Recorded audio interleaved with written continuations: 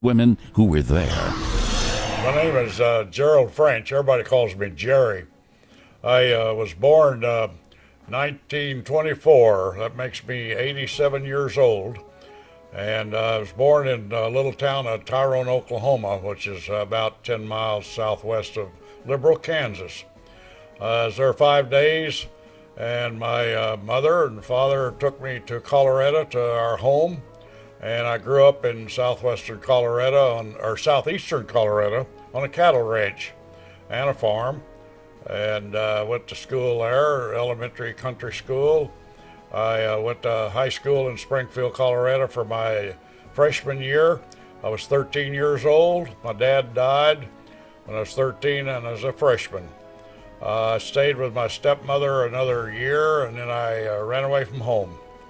I was 14 when I ran away from home, and at that time I just finished my sophomore year of high school in Canyon City, Colorado, which is west of Pueblo up there. You all know where that is. And then when I ran away from home, I went to Liberal, Kansas. I had some friends and distant relatives there. And I went my junior and senior year in Liberal, Kansas. After my dad died, the old county judge said, Jerry, I should appoint a guardian for you because you're a minor. But if you'll keep your nose clean and go to school, get an education, stay out of trouble, I'll forget about it. So I did, and I stayed out of trouble. And I went to school, and everything worked out beautifully. In Liberal, Kansas, as a junior in high school, I got a job at the Safeway Bakery 3 o'clock in the morning till 9 o'clock in the morning, washing pots and pans for 15 cents an hour. I was an orphan. I had a place upstairs in a attic room. I rented for $10 a month. Had a little table, a combination table and desk, one chair, and a hot plate, and a cot. I could afford it. And finally, also, besides going to school from 9 till 3 in the morning, or 9 in the morning till 3 in the afternoon, at 3 I'd go out to the edge of town and help hand milk 10 or 15 head of cows and the dairy, and we'd bottle it. It wasn't pasteurized in those days, and deliver it to the doorstep. Milk was 7 cents a quart then, delivered. The bakery that I worked at, bread was 5 cents a loaf, and day-old bread was 2 loaves for a nickel. So when I was working at the bakery, the boss would give me a loaf of bread every day, day-old of course, and at the dairy they'd give me a quart of milk. So as an orphan, I lived on milk and bread most of the time, occasionally have a roll or day-old cake or something. And I went through my junior year that way. When I became a senior, I rented a service station out in the edge of town on the main highway there that was vacant. I leased it for 9 months for my school year from this. I talked to the local banker there, Mr. Igo, and I says, you loan me $90, I'll lease this station, pay you back $10 a month, lease it for 9 months. That'll get me through a senior year of high school. So he didn't know me. I mean, he knew me, but he knew I didn't have any collateral. I didn't have any relatives or business connections or relatives or anything. I was an orphan. So he loaned me $90, probably out of his own pocket, I don't know. Anyway, he loaned me 90, and I rented that service station for 9 months, paid back my $90 at $10 a month. I sold gas at that time was 12 and 14 cents a gallon. From wholesale to retail was a penny. So I made a penny a gallon for every gallon I pumped. Pump it up in a 10-gallon tank way above, hand pump it up there, and then gravity feed it into the vehicles. I had a sign out there that said I was open 24 hours a day, day and night, and I gave the truckers a half a cent a gallon discount. So it was right in the edge of town. The truckers would come through and they'd see my discount, and they'd load up with sometimes 50 or 100 gallons of gas.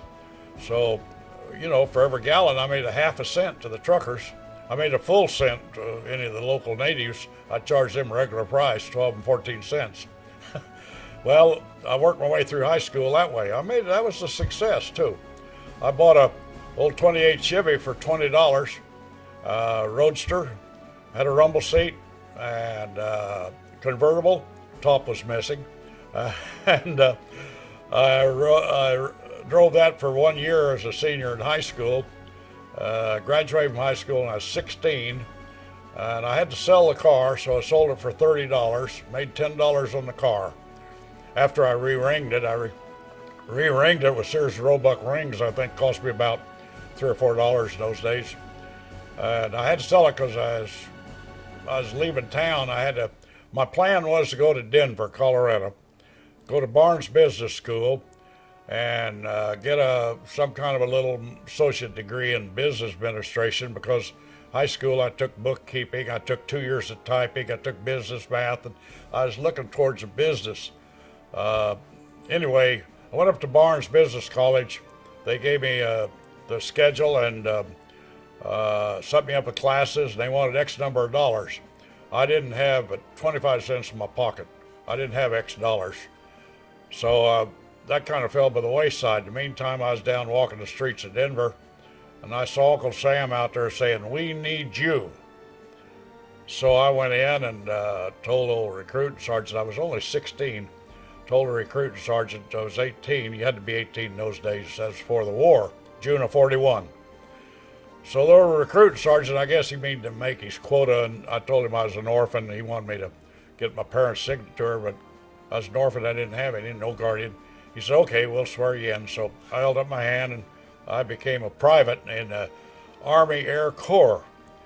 Had my choice of going to Honolulu, which was, in those days, was a foreign assignment, and you had to stay there 2 years. I didn't want to stay there 2 years. I had another choice of Lowry Air Force Base. Well, it was Army Airfield then at Denver. I'd been in Colorado all my life, and I wanted to travel. So he says, "How about Kelly Field? That's where they train pilots." And I says, "I want to be a pilot," because I had seen B-17s flying over Denver when I was walking the streets. I'd look up and see those. I said, "I want to be a pilot." So I told the old recruiting sergeant, "Send me down to Kelly Field. I'll be a pilot." So I went down there, and the sergeant at Kelly Field says, "You want to be a pilot, huh? Okay, go there and get that shovel, go out the stables, and you're now a pilot. You can go out there and pilot all you want to." And that is no joke. That actually happened. You probably heard that as a joke, but it actually happened to me. Okay, while I was at Kelly Field, in December of 41, I had a furlough, so I hitchhiked from San Antonio up to Colorado, right outside of Colorado Springs, a little town called Kendrick, Colorado, and visited my sister and my stepmother. And while I was there, I got there on Sunday, December the 7th. And I got there and turned the radio was on, and Pearl Harbor was being bombed. So I says hello and goodbye. I turned right around and went right back to San Antonio to my military station. Later on, I got 2 different telegrams. One was the old postal telegram, and one was Western Union. One was from a squadron commander, and one was from the base commander, telling me to return to my organization immediately. That was after the fact, after I'd already got back. But anyway, I ended up back at Kelly Field. I had to wait till I was 18 to get into cadets because I had to show a birth certificate. So at that time I was 16 going on 17, and I waited, and I went to school to become a mechanic. I was assigned as on the crew chief on an airplane there as a mechanic, A&P mechanic. They called them A&Es in those days, aircraft and engine mechanic. They're now known as A&Ps. And I went to Scott Field and took a correspondence course in aircraft maintenance, and I got trained, became a mechanic on airplanes. I did that. I went from private to corporal to sergeant, so on, and made private. Well, anyway, as a enlisted man, I held ranks from private to master sergeant, some of them twice. After I went to cadets, the day after I was 18, I put in for cadets. Actually, I went up what they called pre-flight, which was, the old days was, the new days, it's Lackland Air Force Base. Then it was Tent City, and they were building some barracks up there to make a Lackland Air Force Base or Army base. Anyway, I went up there and Spent about 6 weeks in pre-flight, learned how to march and all that stuff. And then they went to Jones Field in Bonham, Texas for primary. Got my ground school, primary training, flew PT-19s, Fairchilds, single engine monoplane. Then after that, I went to Perrin Field at Sherman, Texas, flew the BT-13, the Volti Vibrator, we call them. Pretty big airplane compared to the PT-19. We killed 6 people in that training course with BT-13s. They had a tendency to go into a secondary spin. We would go up and we had to practice a spin 3 turns, so we'd get a highway and we'd spin 3 times, count the 3 turns and pull out. When you pull out, if you didn't pull out of the spin just right, it'd flip over and go into a secondary spin. And that was a mean airplane for that. Well, I saw one guy one day, he spun, did his first spin, pulled out, went into an uncontrolled secondary spin, pulled out of it, went into another third uncontrolled spin and spun right into the ground. So he was one of the 6 that was killed. After BT-13s, it had a fixed landing gear and all that stuff. We went to AT-6s in Victoria, Foster Field, Victoria, Texas. And flew AT-6s, retractable gear, constant speed prop, and a lot of nice things. You all know what an AT-6 is, North American Advanced Trainer. Also flew P-40s down there, because P-40s, I was going to be a fighter pilot, and P-40s was the Army Air Corps first line fighter at that time. The P-51s and P-38s are just starting to come into the inventory, and they didn't have a lot of those yet. So I ended up P-40s in training. After Foster Field, I graduated. I went to Drew Field in Tampa, Florida, second lieutenant pilot, and sat in a hotel down there for 2 or 3 weeks waiting. They had a backlog of pilot training going on. And while I was there, in the meantime, they'd run Rommel out in North Africa, and they wanted heavy bombers over to Europe rather than fighter pilots. So they sent our whole class, every one of us, out to bomber outfits. I lucked out, got a brand new outfit in Alamogordo, New Mexico, right on the ground floor, a second pilot assigned to the 720th Squadron. And I had a first lieutenant that was there. He was the aircraft commander, and he checked me out in the right seat as a co-pilot of B-24s for 30 days. Then we got our second airplane in. They moved me over to the left seat, made an aircraft commander out of me. By then I was 19, and so I became an aircraft commander. Back at Alamogordo, assigned to B-24s, and they were 4-engine heavy bombers at that time. They didn't have the B-29 at that time. B-29 later became known as a very heavy bomber. So at the B-24 I was assigned to, it really impressed me being 4 big engines, a big airplane there. As a kid, 19 years old, I thought, well, I was 18 and then I turned 19. I thought that was really great. And I named my first airplane Liberal Lady, the one I went to combat in. We'll tell you more about those when I get over into combat. So I had Liberal Lady, and I named it after the fact that there was a Liberator bomber. It was the nickname, it was Liberator, and it was liberal with its bomb load. And I was from Liberal, Kansas, so I thought maybe Liberal was a good name for it, Liberal Lady. And I went over with Liberal Lady. Well, I bought this dog when I was in training at Alamogordo, and it was a little Chihuahua about like this, and I'd paid a Mexican boy $5 for him, supposedly, Chihuahua, but he grew and grew and grew and grew, and he grew and grew and grew, and I ended up with looked like a coyote. But I took that dog with me to Europe, and that dog used to chase ambulances, and he didn't like the siren and the red lights and all. And so one day he got hit by the ambulance, broke one front leg and one back leg. So I took him over to old Doc Wagner, our flight surgeon, which was a captain, and I was a first lieutenant at that time. And I said, "Oh, poor old Slipstream broke a couple legs. Anything we can do for him?" And he said, "Oh, we'll treat him like a human. We'll splint his legs." So he splinted his front and back leg, and the dog hobbled around on two legs and those for a while, mostly slept most of the time. And for a few weeks, he finally was back. They took the splints off. The dog was back working again. He healed pretty good. And I figured, well, he won't chase any more ambulances. But you know what? First time he's out there chasing ambulances again. I brought that dog home with me too. Brought him home. And I'll cover that in just a minute when I get to Liberal, Kansas. But we took our combat training in Alamogordo. December of 43, we went up to Alamogordo, or up to Harrington, Kansas. Picked up our combat supplies, was there a few days, and then we started over to Europe. We didn't know where we was going at the time. But anyway, our first flight out of Harrington was down to West Palm Beach, or Miami, one of the two, I forget which one it was, Florida. And we coasted out there, picked up our top secret orders that weren't supposed to be open until it was 2 hours out on a certain heading.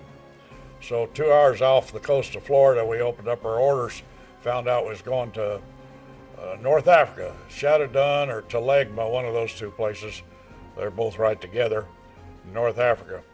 So we landed at Puerto Rico, spent the night, refueled, rested.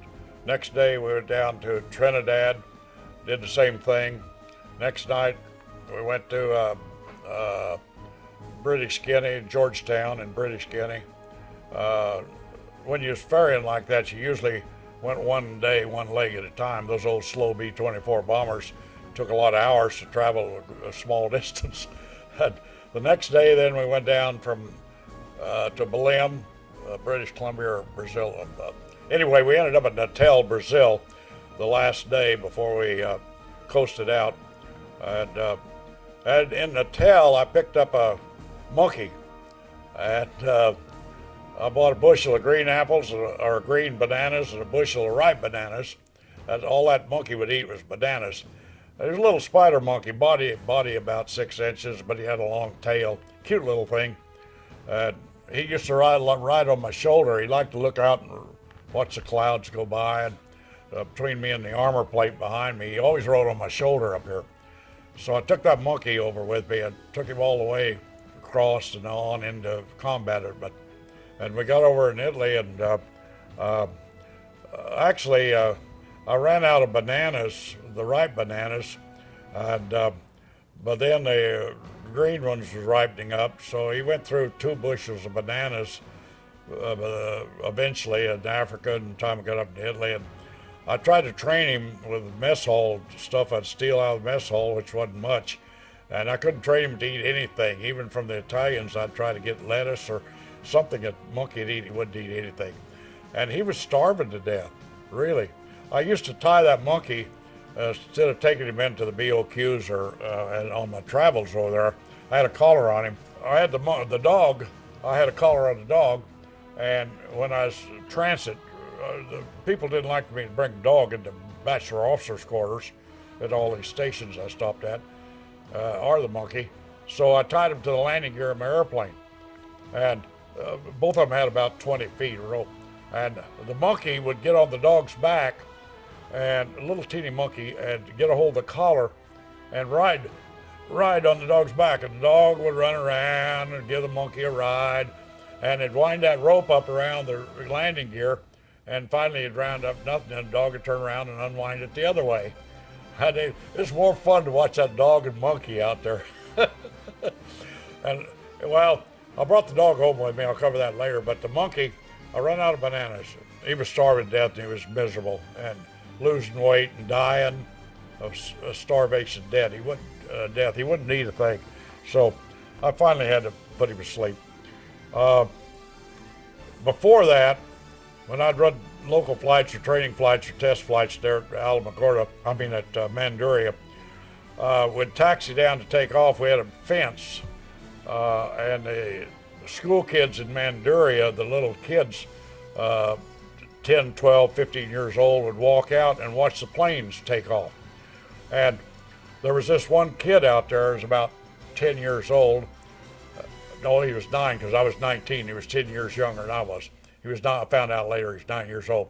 Well, as we'd taxi by this fence, these kids would wave. and this monkey would wave at him. I always carried that monkey with me on flights that wasn't in combat, and this monkey would wave out the window at these kids. Monkey was trained, he'd wave at the kids, and the kids would wave and the monkey would wave. Kids from Mandarin used to come out to watch the monkey take off. That went on for a long time till I ran out of bananas. And this kid eventually grew up as I grew up, and when we had a reunion back there in '94, 450th Bomb Group, this kid had grown to, he was a man then, and Philly was the head of he was the director of the 450th Bomb Group Reunion Association. And this kid wrote him a letter and said, "Is the man coming with the monkey?" And Philly said, "Yes, that's Jerry French, and he'll be in the reunion in 94 in Mandarin, Italy." So when I went over there, they had Italians. We met in the city hall, a big auditorium, and Italians on one side, and we were on a bus tour, whole 450th on the other side. And we had a stage up there, VIP talks and speakers in Italian and English, and quite a program went on. And unbeknownst to me, they called my name to come up there. And I went up there not knowing what was going on. And this kid was now 50 years old, and I was 60-something. He was 50-something, I was 60-something. And he presented me with a stuffed monkey. I still got it. It's in there in my room. He presented me with a monkey, and he explained in Italian what had happened, and we explained in English what had happened, is that he was always waving at this monkey. He and the monkey was waving at each other all the time. It was something that had nothing to do with combat, but it was kind of comical. I come back with that monkey. Since then, we communicate by letter. His daughter went to university, speaks English. He can't speak English, and I can't speak Italian. But we communicate by letter, we communicate by emails, and we communicate by phone calls to Italy. So we've stayed in communications ever since then with that same outfit in Italy. In the meantime, from Natal, we went to Dakar, Africa the next day, and we got caught there in the monsoon season, and it was raining every day, and so we had to stay there for several days till that blew over. In the meantime, I was in the PX, makeshift PX there, drinking peanut beer with General Hap Arnold, our Air Force Army Chief of Staff. So Hap Arnold sat right beside of me and my crew drinking peanut beer with me. So I got to know Hap Arnold pretty good. Of course, he didn't know me from Adam. When we finally left Dakar, my crew, we flew up to across the Sahara Desert and landed at Marrakech and refueled and overnight. And went down to Medina and spent a day, and then the next day at Casablanca, and then on into Algiers and Tunis. And we landed, our base down there at that time was known as Telegma. The Telegma and Stratodun was right close together, two airstrips in the mountains there. And it took me, I had to refuel the airplane. They didn't have any fuel tankers. They had 6x trucks with 5-gallon jerry cans. So I and the crew, 10 men, we went out there and refueled our airplane. It took us 3 days for 10 men with 5-gallon jerry cans to refuel that bomber. We refueled it enough to get up into Italy. So then we finally ended up in Mandarin, Italy, down in the heel of Italy. And that's where I flew my combat missions out of, Mandarin, Italy. First combat mission we went on, the whole organization, 450th Bomb Group, had 4 squadrons. It had the 720th, 721st, 722nd, 723rd, 4 combat squadrons. Of course, it had maintenance squadrons and ordnance squadrons and stuff, but 4 combat squadrons. And I was in the 720th Bomb Squadron. And the first mission we went on, nobody in that whole 450th Bomb Group, including Colonel Mills, our group commander, had no combat experience. Well, when we hit the target and the flak and fighters hit us, this formation just went all to pieces. Nobody, there was no discipline, we had no training in combat, that kind of training anyway, and we just like airplanes all over the sky. We got back, Colonel Mills said, shoot us out, said we didn't know how to fly formation. Well, Colonel Mills, I was number 4, right underneath him. He was number 1. I was in the number 4 position, and it was in the afternoon coming off the target, headed west into the setting sun. And I got in his shadow, and I had to break the safety wire on my 60 inches of manifold pressure on all 4 engines, and I broke my pressure, put it up to 70 inches to stay with him. And he must have done the same thing. He took off, and I took off right behind him, airplanes all over the sky. We got back, and he chewed everybody out because we couldn't stay in formation. Well, nobody could catch him. He was just as scared as everybody else, I think. Anyway, he grounded. He said, we're not going to fly any more combat till we learn how to fly formation. So we flew a lot of training flights the next few days and learned how to fly formation. Well, we'd flown formation before in the States, but not with flak and fighters hitting us. So then we started a real combat. And on January the 24th, we were out one day and with the Balkans there, and the Mimis hit us. And that's when I had my mid-air collision. I say mid-air collision, it was partial collision. The bombers, what would happen, the fighters had a tendency, they'd come in from 12 o'clock high, upside down, at about a 20-degree angle, firing at the bombers. And that was their defensive maneuver, to come in upside down, because they had armor plate under the pilot's seat and under the engine. So they'd be firing their 20 millimeters at us. We could see the old 20 millimeters blinking at us and busting all around us. And we couldn't hit them with our 50s, they was too far out. But once they got within range of our 50s, a whole formation would open up on them.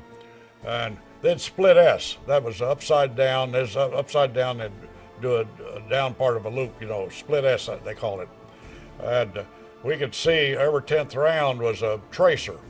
And we could see these tracers bouncing off the armor plate, bouncing off underneath the airplane as upside down. The engine and the pilot were covered with armor plate. So that was their defensive maneuver, the way they'd go. Then pretty soon they'd climb back up and come back up again. And that was, one of them, they had 6 of them abreast come across, and 5 of them split S. There were 6 in the line, and 5 of them split S. One of them came across upside down, headed right for me, and we thought it was going to be a midair. I and the co-pilot, we ducked instinctively. We ducked, we said, well, this is it, we thought. And because you couldn't move a bomber around fast enough to evade a fighter coming head at you, but 50, 100 yards out in front of you. And he missed the cockpit, he hit her right rudder and stabilizer, knocked it about half off, cut it off. Part of our stabilizer and rudder went off, knocked his wing off. He went down through the overcast. We got credit, my nose gunner got credit for the first fighter the 450 bomb group shot out of the sky. We ran into it, or he ran into us. We got credit for it. My nose gunner got the Purple Heart. 20 millimeter came in his turret, and he got the Purple Heart, injured, but he lived, no problem. That was one of our exciting experiences. That was our kind of initiation to combat. Once that hit me, once I got hit, the airplane momentarily went out of control, and I and the co-pilot finally got the thing back, and we jumped on the tail end of the formation, so we wouldn't bother anybody else, and was the last man.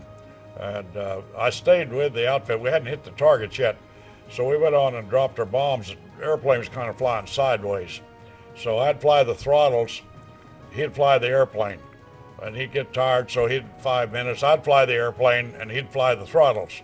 So the 2 of us was flying the airplane. It took 2 of us to fly it, because whoever was flying it had to have both hands, whereas somebody had to fly the throttles, stay in formation, and somebody had to fly the airplane.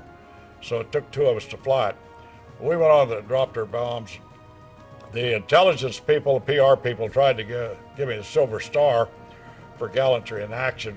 And I said, I wasn't interested in gallantry in action. And I said, that was my defensive maneuver, to stay with the formation. They said, well, you didn't turn around and come home, turn chicken and come home just because you had a mid-air collision. I said, no, I stayed with if I'd have turned around and come home, they'd really picked me out of the sky. So as my defensive maneuver was to stay with the organization. And I was scared. So I went on and dropped the bombs over the target. And said, well, the fact that you were injured and you went to the target, you were crippled and went to the target, you showed gallantry in action. And I said, well, I can't. I said, yeah, you'll have to give that to my co-pilot because it was 50-50. It took both of us to fly it. And they said, can't do that. It's an individual award. You can't award it to a group. You award it individually, one person. So I said, well, I don't want to face my co-pilot. I'd rather turn it down. I don't want to go back and face my co-pilot and my crew. That I got the Silver Star and they didn't get anything. I said, forget about it. And they said, well, we'll give you both the DFC. We can do that to both of you. I said, well, that's better. So they gave us both the DFC, Distinguished Flying Cross, with a V for Valor, because the write-up they gave me said that I was V for Valor because I went on the target and all that stuff. You know how these PR people are. So that was a pretty interesting session. Some more stories that you might be interested in is I was coming back from the Alps one time and had a couple engines shot down. We'd been up in Germany and we had to come through the Alps. And I was pretty light. I'd lost the bombs, of course, and put them over the target.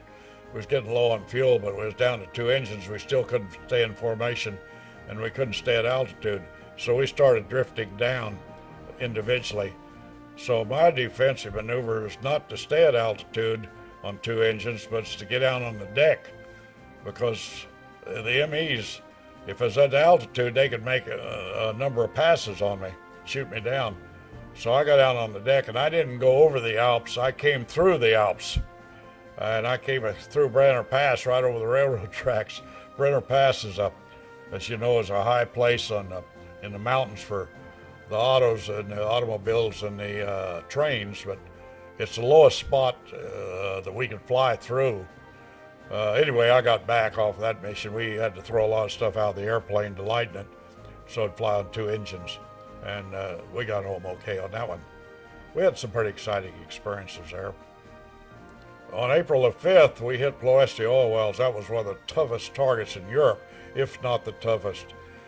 We'd lost 6 planes out of our outfit that day, and it was a lot of flak and a lot of fighters, and a lot of my buddies got shot down on that one. That was the first high altitude mission.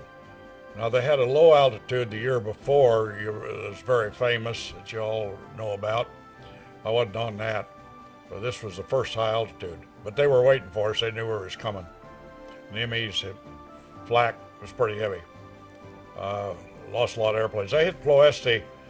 I was briefed to go over Ploesti 4 times in my tour. One time I did have problems. I got shot up and lost some engines and had to come back. So I only went over the target 3 times. One of those times coming back, when I shot up before I got there, here again I went down on the deck over the Balkans. I was over the Danube and down about 100 feet off the ground. I'd only lost 1 engine, but the airplane was pretty well beat up and I couldn't get to the target. We had a lot of holes in us, so I got down on the deck and came all the way across the Balkans and Yugoslavia and the Adriatic Sea and finally got home. But I was down about 100 feet, and it was all Nazi-occupied territory, so my gunners were having a ball. The MEs wouldn't bother us because we was down on deck and they couldn't make any passes at us down there. So, well, they could have made head-on or tail passes, but they couldn't make any diving passes. They'd run into the ground. So that was our protection. The gunners had a ball. Waist gunners were flying their 50 calibers as we went along, shooting up carts and autos and trains and anything we run across on both sides. Nose gunner, he had his turret. He's shooting up that territory. Tail gunner was shooting up the territory. Only one that wasn't shooting was the top turret because there wasn't anything above us. The MEs weren't above us. Belly turret, he was shooting too. So we was scattered ammunition all over the Nazi-occupied Balkans on the way home, shooting up everything. Yeah, one of the missions we was on over there, one of the early ones, really, it was quite dramatic. It was in a way it was fun, in a way it wasn't so much fun. But we was coming off the target, the MEs. We had P-38 escorts then. It was we did get some escorts on some of the targets, the closer in. We didn't get escorts on the distant targets, but we got them close in. And we was over somewhere over the Balkans there, and P-38s and MEs were having at it up above us, and they were MEs every once in a while making passes on the bombers, and every once in a while a bomber would go down, and every once in a while here'd go P-38. A lot of MEs were getting shot up, and chutes all over the sky. And our chutes were all white, so there was white chutes coming down from the fighters and from the bombers, and there was colored chutes, green, blue, yellow chutes coming down, and those were German chutes from the ME-109s. I don't know what the colors meant, but they had something to do with the leaders, flight leader, squadron leader, or something. So their chutes were colored. But anyway, we had chutes all over the sky of different colors, a lot of white ones. Bombers, 10 men on a bomber, so when they bailed out, there was 10 of those come down. And we had chutes all over places, kind of like sitting in a 3D theater watching a movie go by, you know. Sitting there watching it. It's kind of fun in a way, kind of sporting. Sporting to fight with the fighters, but it wasn't very sporting with the flak. The flak, we didn't figure that very sporting. The ground people were shooting us up, and we couldn't do anything about it. But we could fire back at the fighters. So we got fighters. Between our group, we shot down a lot of fighters. Of course, they shot down a lot of bombers, too. Yeah, one time we went to Toulon to the sub-pens, Toulon, southern France. And I happened to be number 2. I was a flight commander at that time. I'd made flight commander early in the missions because of the fact, not because of my expertise. I made flight commander because all the flight commanders got shot down. And I was one of the few that still had experience that was still flying. So I was flight commander, and I was flying deputy lead on Major Orris. He was leading 36 ships, and I was on number 2 flying right here. And we went over Toulon sub-pens, and he got shot up and was on fire, so he pulled out, started down, and he was on fire, and they started bailing out. Well, I had to, as number 2, I had to take over, I was deputy lead, so I took over the lead position and led the rest of what was left of them, the 36 ships back to Manduria, Italy. In the meantime, Major Orris' crew started bailing out, and we always count chutes. We were always told to count the chutes. So everybody confirmed when we got back to debriefing that there was 9 chutes went down. We saw 9 chutes bail out as the airplane was going down on fire. It went down a ways and blew up, but we only saw 9 chutes. So the aircraft commander is always the last man to leave the airplane, just like a captain at ships at sea is the last man to leave his ship. So we figured Major Orris got blew up and got killed because the airplane blew completely to pieces. He didn't have time to get out. Well, we found out later on that he was a prisoner of war, and what he had done, he was pretty smart. He had a good head on him. He didn't want to open his chute with all that flak coming up, have his chute damaged or have his body hit. So everybody else bailed out and opened their chutes like they were briefed to do, you know, count 1, 2, 3 and bail, jump. So he bailed out before it blew up, but he didn't open his chute. He just came straight down like a high divers, all the way down to about 1,000 feet off the ground, from 25,000 feet down to about 1,000 feet. He opened his chute, and it opened up, and he was standing there on the ground waiting for the rest of his crew to come down. No, the other 9 men finally came down, and all 10 of them ended up in prisoner of war camp, of course, but they all survived. That was kind of fun. I mean, we were happy to find out he didn't get killed. Coming back from southern Germany someplace, and the Anzio beachhead was January the 21st, 22nd of 44. I remember that. And anyway, we had, during those days, we had supported the tactical bombers and ground troops by flying over the Anzio beachhead, dropping frag bombs on the Germans at low altitude. I mean, low altitude, anything under 25 or 20 or 25,000 was low altitude. I think we was about 10,000. We was dropping frag bombs on the German troops. But that was okay, no problem. Got home okay.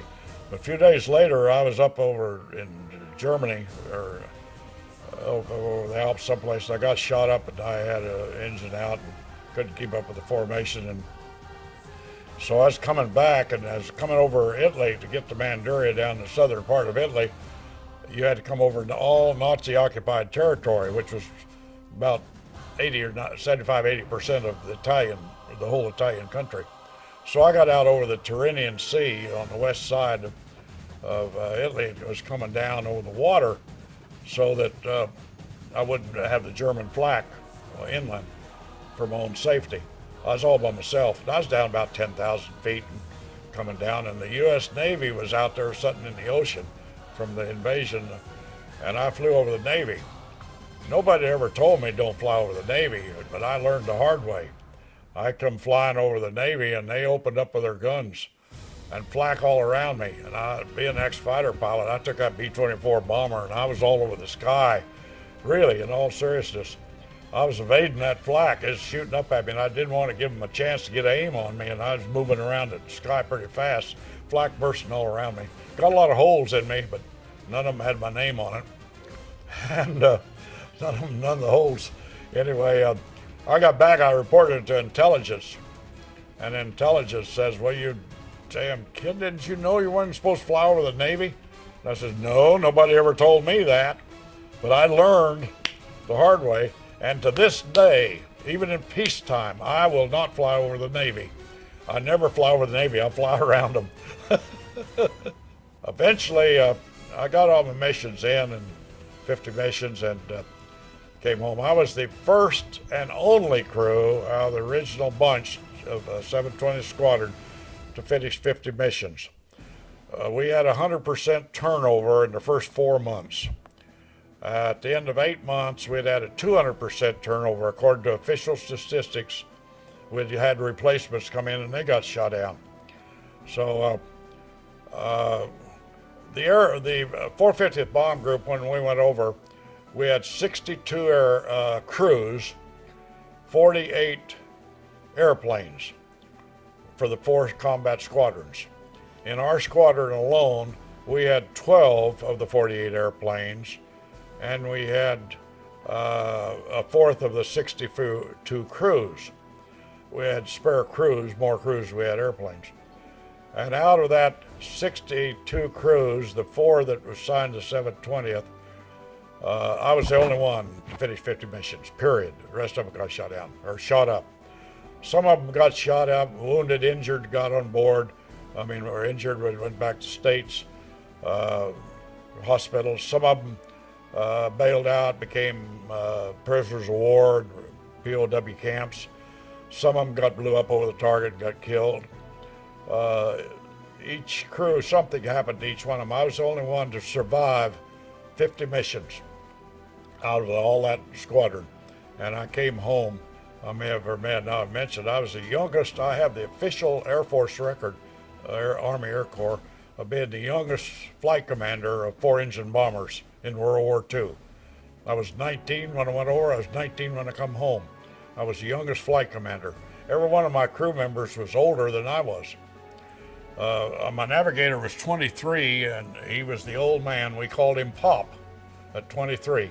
So everybody was usually from 20 to 23, 20, 21, 22, 23, on my crew anyway.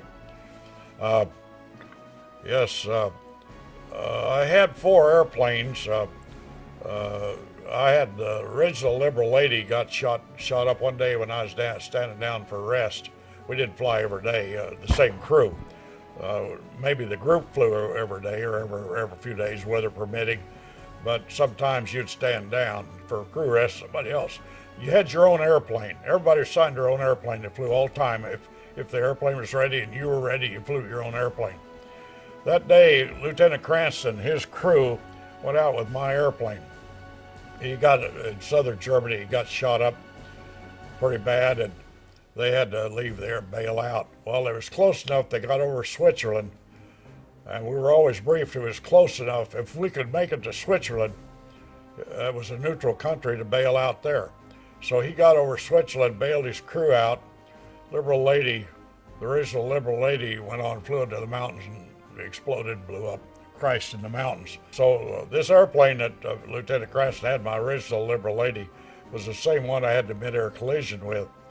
They had replaced that tail, and I didn't mention it earlier, but they sent me up. The Squadron Commander Captain Wicks says, take that airplane up with a 3-man crew, just you, the co-pilot and engineer. Don't take 10 men. Stay locally, go up and test it, and make sure the tail stays on. Before he shoots, he says, and put it to the red line in a dive, red line on the airspeed indicator. He says, put it through some maneuvers, make sure that tail stays on.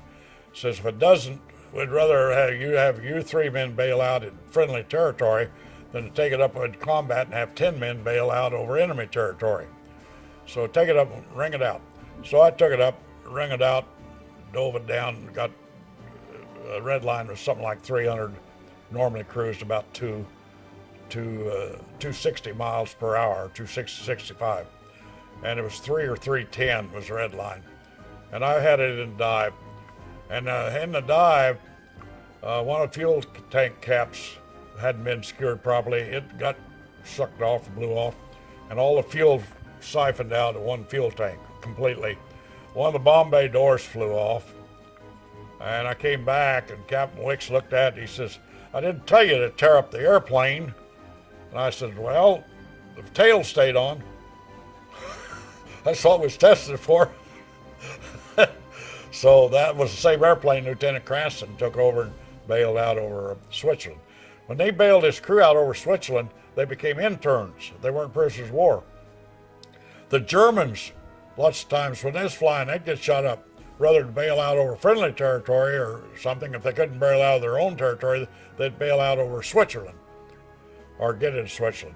So they had German troops, American troops, interned, walking down the sidewalk, hand in hand, uniforms, American, German, stay in the same hotel, eating the same dining rooms, walking the same streets. We weren't mad individually at the German people. They weren't mad at us. We were just fighting for our country, the politicians and their country. When we was fighting each other, but when we was friends with each other. In fact, it was so much so that in the sky over Germany, I have seen Americans bailing out with their parachute to the white chute coming down, and the Messerschmitts all over the sky and combat going on, and keep from running into one of those chutes. Messerschmitt one day was circling, and he circled that chute all the way down, protecting the American so that nobody else would run into him. And other times the Germans would come by and they'd be out of ammunition, and the Americans shot up bad, B-24. They'd come by, they'd come up here, and they'd salute you, wave at you, and peel off. They'd salute and wave at you. They were out of ammo, they couldn't shoot you down. And you were shot up already anyway, and you couldn't shoot at them. You were crippled and bail out. They'd come by and wave and salute and go on. Go back and refuel and get ammo again. It was a sporting war, but it's different than nowadays. The wars nowadays, they don't wear uniforms. You can't differentiate between who the enemy and who the friend is, which is bad for those poor guys over in Afghanistan and Iraq and those places. That's bad on those. Liberal Lady 2, my second airplane, took off one day and lost an engine on takeoff, and no big deal. It took off on 3 lost it right after takeoff, but I couldn't go to the target on 3 engines, keep up formation, so I circled the field to let the other 36 airplanes, I don't know how many was left, part of them had taken off, part of them was still to take off, wherever I was in the formation. I let the rest of the airplanes take off. We only had one mud runway, 5,000 feet mud, and I let all of those airplanes take off. And then I came into land, and I had to give them priority on the takeoff. And I'd never landed the airplane with a full tank of fuel, full load of fuel, and a full load of bombs. Now, Colonel Mills, our group commander, had given us orders, verbal orders, not written orders, because it's against Air Force policy to land with your bombs. You'd usually drop them on a secondary target, or if you didn't have a target, you'd drop them in the sea. but you'd drop them and come back and land without bombs. I'd always landed without bombs, but Colonel Mills had said, bring your bombs back. They're not coming over here fast enough.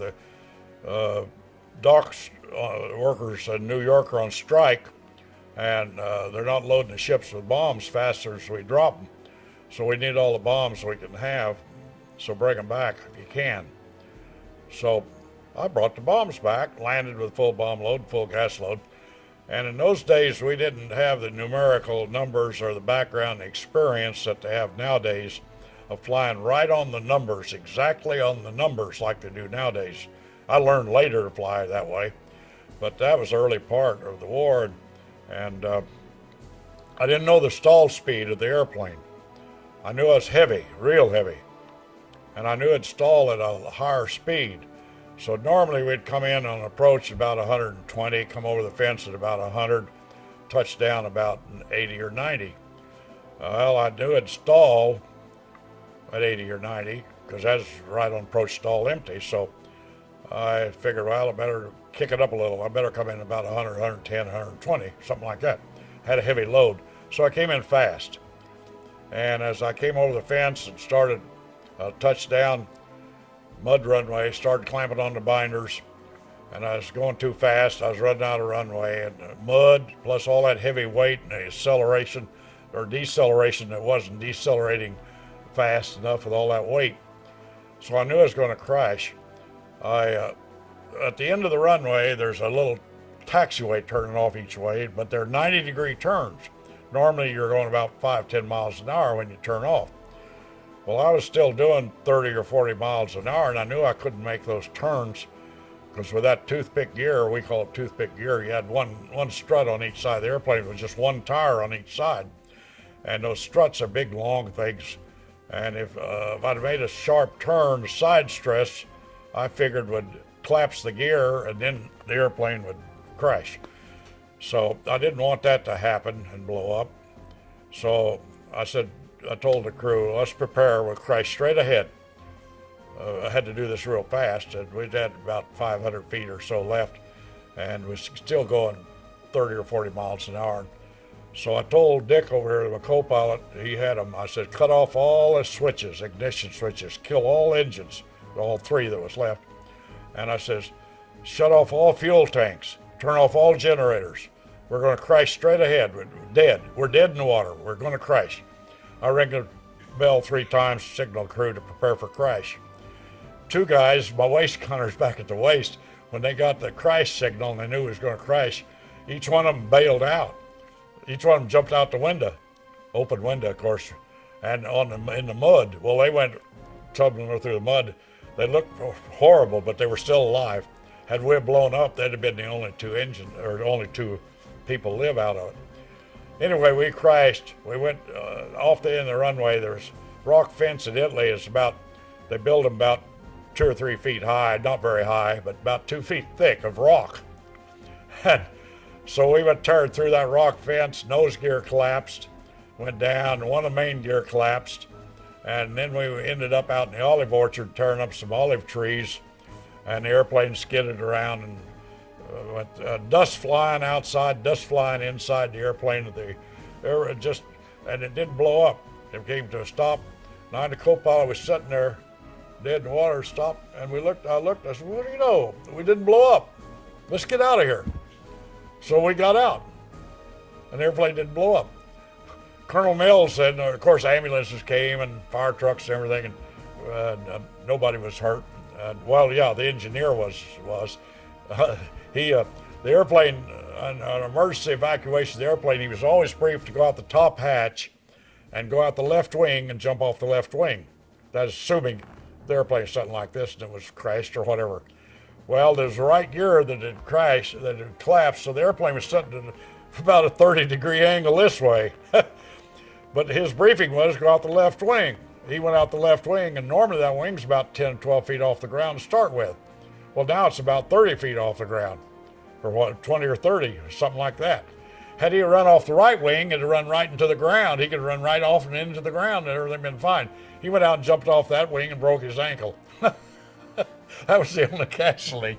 Of course, it was foolish. He knew it, and everybody knew it. Kind of got a laugh out of it. Poor guy went around with a cast for a few weeks. And anyway, we got out of there, and here comes all those trucks and vehicles and stuff. And Colonel Mills came out in his staff car with his shadow. We called him the Shadow, administrative type captain. Wasn't a combat man. He was a paper shuffler. And this captain come out with his clipboard. The colonel standing there, getting his name, airplane number, and all this, and he was writing it down. And Colonel Mills looked, and some of these bombs broke through and broke off the shackles. And the 500-pounders laying there on the ground in the crash, and some were still intact, some there. They weren't armed, but they'd broken loose. So Colonel Mills looked, he says, "You got your bombs with you?" And I said, "Yes, sir, that was your orders, you remember?" And he says, "Yeah." He says, "Okay." He turned to his shadow captain, he says, "Tear that paper up. We'll charge this airplane up to combat. It's not pilot era, it's combat." Because if it had been pilot era, then they had to write up a report that I landed too fast and I had that bombs on board and all that stuff. So that was covered up real fast. I did not get charged with pilot error. And I really could have got charged with pilot error, but then again, nobody knew how to land an airplane with full bomb load and a full gas load. So that was number 2. Number 3 was one night was in a makeshift officers club. Officers club was just a end of a barracks that had a makeshift bar, and all we had was vino and cognac. We didn't have no whiskey at all in 8 months I was there. No beer in 8 months, nothing, except what the medics gave us. Anyway, we was there having a little party. We always had a little party because, you know, Joe got shot down today. Bill got shot down yesterday. Larry, it's either your turn or mine for tomorrow. Let's have at it. So that's the way combat was, you know, party at night and get shot down in the daytime. So we were in there partying, and all of a sudden there was a big explosion. The whole barracks shook and everything shook, and we figured the Germans were dropping bombs. So we all got out of the building, headed for the shelters and stuff, you know, those bomb shelters and dugouts and stuff. And come to find out, it was an airplane that blew up out on the ramp while the maintenance was servicing. It was my airplane. And what was happening was that the APU, auxiliary power unit, a little accessory engine down there that has an extra generator in it, the maintenance man was servicing that with a cigarette in his mouth, and he was putting gasoline in it, separate gas tank, and of course it caught on fire. So when it caught on fire, one of my gunners was up in the co-pilot seat asleep, kind of half asleep, I have to admit it, because we had to guard the airplane. One of the 10 men had to guard that airplane every night. Anytime it was on the ground, if we weren't flying it, we was guarding it. So every 10th day, I was guarding the airplane at night. We took our turns, officers and enlisted men. And we was guarding them because of the sabotage. There was a lot of sabotage going on. And the sabotage was, American, believe it or not, was cutting the tread of the tire where the tread meets the wall, slitting it in there and putting a capsule of, what do they call it? Not dynamite, that other explosive, whatever it is. It's some kind of dynamite or similar dynamite. It's that stuff that explodes. It's a liquid capsule in there. And what they'd do, they'd be going down the runway on a takeoff, bouncing, and it bounced just right, it'd blow, that capsule would blow the tire. The tire would blow, and they'd lose the airplane. So we lost a lot of airplanes like that. And so we started guarding the airplanes, and Sergeant Johnson was up in the right seat when this happened, when the APU caught on fire. And he knew a B-24 on fire was nothing to play around with, so he got out and started running. He got about 100 yards, the airplane blew, all that gas and everything. And in the meantime, fire trucks had come up. The APU was on fire before it blew. Fire trucks came up with 6 Italian firemen on board just in front of the airplane. Just as it blew up, killed all 6 firemen. And the fire truck, of course, blew up. And the airplane blew up pieces all over the airport, all over what was left of it. And so that was Liberal Lady, the third. So I lost 1, 2, 3. And then the fourth airplane was actually one I didn't fly in combat. It was one I flew back to the States. It was an old war-weary airplane that the old desert sand rat from North Africa, you know, and it had was patched up with tomato cans and applesauce cans and all that. The sheet metal people over there run out of sheet metal patching up bullet holes and flak holes, so they didn't have any sheet metal. So they go to the mess hall and in the trash cans and get all these cans, tin cans, applesauce, tomato cans, and what have you. Everything came in cans. And they take those, flatten them out, put 4 rivets in, and away you go. They'd cover up the holes. That was the type of airplane I flew home. As I said before, you look back on it, and some of that combat was fun. At the time, it wasn't so funny. I had a lot of different experiences. When I finally finished 50 missions, funny thing it was, on my 48th mission, 2 of my gunners had flown as spares, and they were flying their 50th mission on my 48th. And they asked me, they said, Lieutenant French, Jerry, they always call me Lieutenant, said, will you buzz the field when we come back? It's a celebration, it's our 50th mission. Well, prior to that, Colonel Mills had put out an order, no more 4-engine bombers buzzing the field as a victory buzz. It was too dangerous for 4-engine bombers. Fighters could do it, but bombers weren't allowed. So there was against orders to buzz the field. So they asked me if I'd do that. Well, I had no intention of doing it, but to satisfy them at the time before takeoff, I said, well, I'll think about it. And that's all I said, with no intention of doing it. Well, when I was coming back from the mission with my 48th mission, I was leading at the time as flight commander, and I had a fire in the cockpit. Well, smoke was coming up in the cockpit pretty bad from under the instrument panel. And when you take a B-24 full of fuel, or part full of fuel even, and it catches on fire, you better get out of it pretty quick or it's going to blow up. So the field was right over there. It was an enemy in friendly territory. So I said, well, let's get this thing on the ground. It was smoking. So I had the engineer shoot a double red flare, and that means normally injured on board or dead on board, or you got engine shot out, you want priority in landing, you shoot a double red flare. You didn't have tower then. So shot a double red flare, and I broke off formation. Somebody else took over the formation, number 2 man, and I broke off and went in. And as I was coming in, I was landing to the south there at Manduri. We only had one north-south runway. And I was landing to the south, and the wind was out of the north, and I didn't know it at the time. But we had a sock out there. Of course, no radio communications. We had a sock, wind sock. So as I was coming over the fence, my co-pilot, Dick Cummings, says, Jerry, you're landing downwind. The sock said, we got a strong wind out of the north. And I said, uh-oh. We can't do that on a 5,000-foot runway, land downwind. You have to land upwind. So I threw throttles all to it. I had all 4 engines in. I threw the throttles to it, and I went up, and being an ex-fighter pilot, I did a Shondell with that 4-engine bomber, and went up kind of a halfway loop and climbing turn, come back in a descent, and landed on the other runway. In the meantime, my 2 gunners wasn't aware of what was going on, and they thought I was buzzing the field. They had a bunch of tinfoil left, which we called window. It's bundles of tinfoil. Looks like Christmas tree icicles we used to have that we'd throw out over the target in bundles, and the German radar would start shooting at those aluminum bundles instead of the airplane sometimes. It would distract the radar. Well, anyway, we had a lot of that left, so they were throwing out these bundles of tinfoil or Christmas tree icicles, and they each had a ferry pistol, so some extra rounds.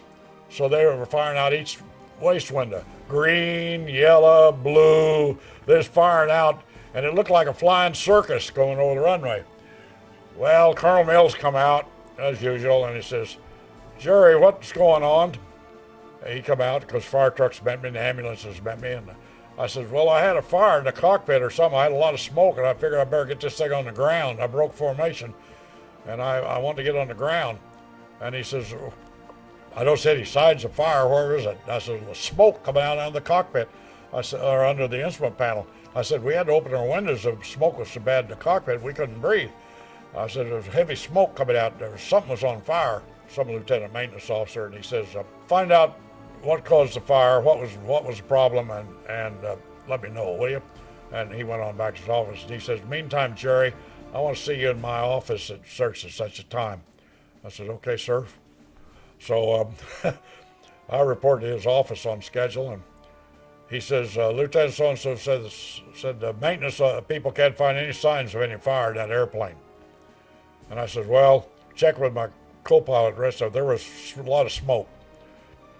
And he said, well, even if there was, he says, what's this deal of shooting flares and throwing out window all over the runway? What's that deal, that low pass? I got orders against that. He says, you violated my orders. And I said, sir, I was landing downwind, unbeknownst to me, until my co-pilot notified me I was landing downwind. And I said, I had to come back around and land upwind. And he said, all right, so you did that. You changed runways and did your Shondell. He said, but what about throwing out all that window and shooting all those flares? And I says, I didn't know that was going on, sir. I says, two of my gunners had finished 50 missions, and they'd asked me before I took off if I'd buzz the field, and I had no intentions of buzzing the field under normal conditions. And I says, I have no excuse for what went on back in the back. And he says, Jerry French says, you're irresponsible. You're just a young kid. You're 19 years old and you're irresponsible. He says, I had your promotion up for captain, and we'd approved it, group approved it, wing approved it. It's up in Barry at 15th Air Force Headquarters to promote you to captain. And he says, I'm going to stop your promotion. You're irresponsible. Well, I was 19 years old, but I was leading combat airplanes over the targets as a flight commander. Yet he called me irresponsible, but I was responsible enough that I could lead bombers over Europe. Well, anyway, later I made my promotion, but he stopped my promotion. And he said, I had a bond tour figured out for you to go back to States and sell bonds, war bonds, like the Memphis Belle did, you know. And because I was the first one to finish 50 missions, the only one to survive out of our squadron, the only one out of the group that had all 10 men on board. A lot of them finished 50 missions individually, but none of them had all 10 men that finished all 50 missions. So I was more or less number one in the outfit. So he canceled my bond tour, and he said, I'm going to send you home on a boat. Well, that hurt me more than anything else, to have to go home with the Navy on a boat. So he says, meantime, stick around, we'll use you on the ground. You've got your 50 missions in, you're through, this was 48th mission. He says, you're removed from flight commander. From now on, you're going to fly a wing position. That didn't bother me too much. I only had 2 missions to go. So I downgraded and was on a wing for 2 missions. And after that, then they used me on the ground while I was waiting for my boat to come into Naples. And had to wait around for several weeks. Meantime, they used me to take the spare airplane and fly up to Barry and deliver paperwork 15th Air Force Headquarters and hand carry it over to Wing Headquarters and all this and that. So I was a gopher waiting for the boat. But I was up at Barry one day at 15th Air Force Headquarters, and I was walking down the hall of this big building where the headquarters was, and I happened to be walking by, and I heard in the window, or heard this door was open. This captain said to the major in there, he says, well, Major, we got this war worry over at Joya. Says it's ready to go back to States. Maintenance says it's ready to go, but we don't have anybody with 50 missions to fly it home yet. And I heard that conversation, and I walked in, and I says, excuse me, Captain. I says, I'm Lieutenant French. I got a little black book in my pocket right here with 10 crew members' names, rank, and serial number. I says, I have just finished 50 missions. I said, I'll be glad to volunteer to fly that plane back to the States. He says, well, come in, Lieutenant. So he come in, he told the Major, so what do you think, Major? And the Major says, You got all 10 men? You got their name, serial number? Yes, sir. I got it right here in my black book. Pulled it out of my pocket. I says, here's all 10 men, name, rank, serial number. He said, well, great. He says, you want to fly the airplane back? I said, yes.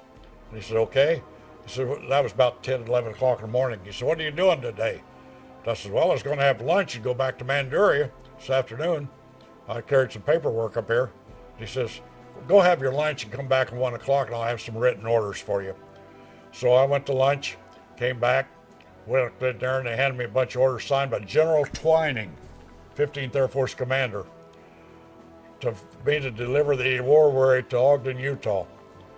So I went over to Joya, picked up the airplane, and flew it back to Manduria, which is only about 100 miles, not very far. And I went in and I told my crew that wasn't the portions of that wasn't with me at the time. I says, you want to go back to the States with me? Get your barracks bags packed. We're going to take off in 1 hour. Because Colonel Mills said I wasn't going back in an airplane. I was going to go on a boat. But I had orders signed by General Twining. I didn't show those to Colonel Mills, and he didn't know what was going on. I went in and I told the guys, I said, shh, get your barracks bags packed and be out at the airplane. We're going to take off. I'm getting to refuel right now. So I got the crew together and we took off, period. No clearance, no tower, no nothing. Nobody knew anything. I took off. I stole the airplane, in other words. But I had orders from General Twining. They couldn't court-martial me for that. Under normal conditions, I could have got court-martialed for stealing an airplane. But I had a war weary going back to States. So the compass, the airplane didn't have a compass in it.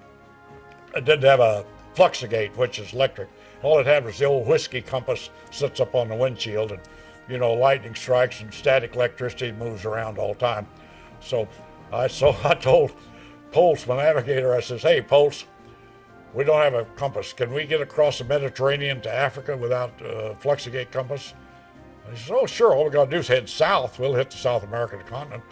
Well, let's head south. We'll go to Algiers or Tunis or someplace, and we'll pick one up. It was under Allied control then. So we went down there, took off, landed, and they didn't have one. So I said, well, Pulse, how about, they don't have one here. How about, can you get to Casablanca to pick up this compass, hopefully. We got over there, no compass there, no fluxigate. So I said, Pulse, you can get to Dakar, can't you? Same way we came over 8 months earlier. I says, down across Sahara, we can find Dakar, it's on the coast. He said, okay, let's go. So we went down across the Sahara Desert again, South Africa, down to Dakar. We got to Dakar and they said, and there they had a tower and an airport and everything. And well, they did. They had an airport at Casablanca and Algiers and every place else except Manduria. I mean, a tower and control. Americans were in charge, but I had orders. Once I got across the Mediterranean, I was on my way. But we got left Casablanca, went out to Dakar, got in there, and they said, okay, we don't have a compass. It'll take 3 weeks to get one from the States. Says, you just well relax. Says, you can't fly with the Atlantic without a compass. So I got around the corner and I talked to Pulse, my navigator, and I says, hey, Pulse, we got a sextant. You can shoot, if we take off at midnight, you can shoot the stars on a clear night. It's a 12-hour flight. 6 hours later, the sun will come up. You can shoot the sun, get sunshots. You came over that way. We can go back that way, can't we? I says, do we need a compass? Do we need to wait 3 weeks to get a compass? And he says, no, nobody wanted to wait 3 weeks in Dakar, Africa. So he says, let's go. He says, I'll guarantee you I can hit the South American continent someplace. So we took off at midnight. We weren't supposed to take off there because I didn't have a clearance. I didn't file a flight plan or anything. Normally you'd file a flight plan and clearance and everything. So I told the crew, I said, be out the airplane at midnight. And I told maintenance to refuel it, fill it clear full of fuel. We had a 12-hour flight back to Natal. So we refueled it at midnight. We went out and taxied out. No radio communication, nothing. We took off. We headed west. Dakar sits right on the coast. We headed west. And so it's kind of southwest to get in from Dakar. We had to cross the equator again, going back. And we as we're coming in, our ETA, estimated time of arrival, had just about come up, and so Pulse was getting star shots at night, sun shots in the daytime, and was in weather. We'd been in weather for the last 2 or 3 hours, and it was raining and everything. So I got down on the deck. It was on the ocean, so I was trying to get underneath the weather, and I couldn't.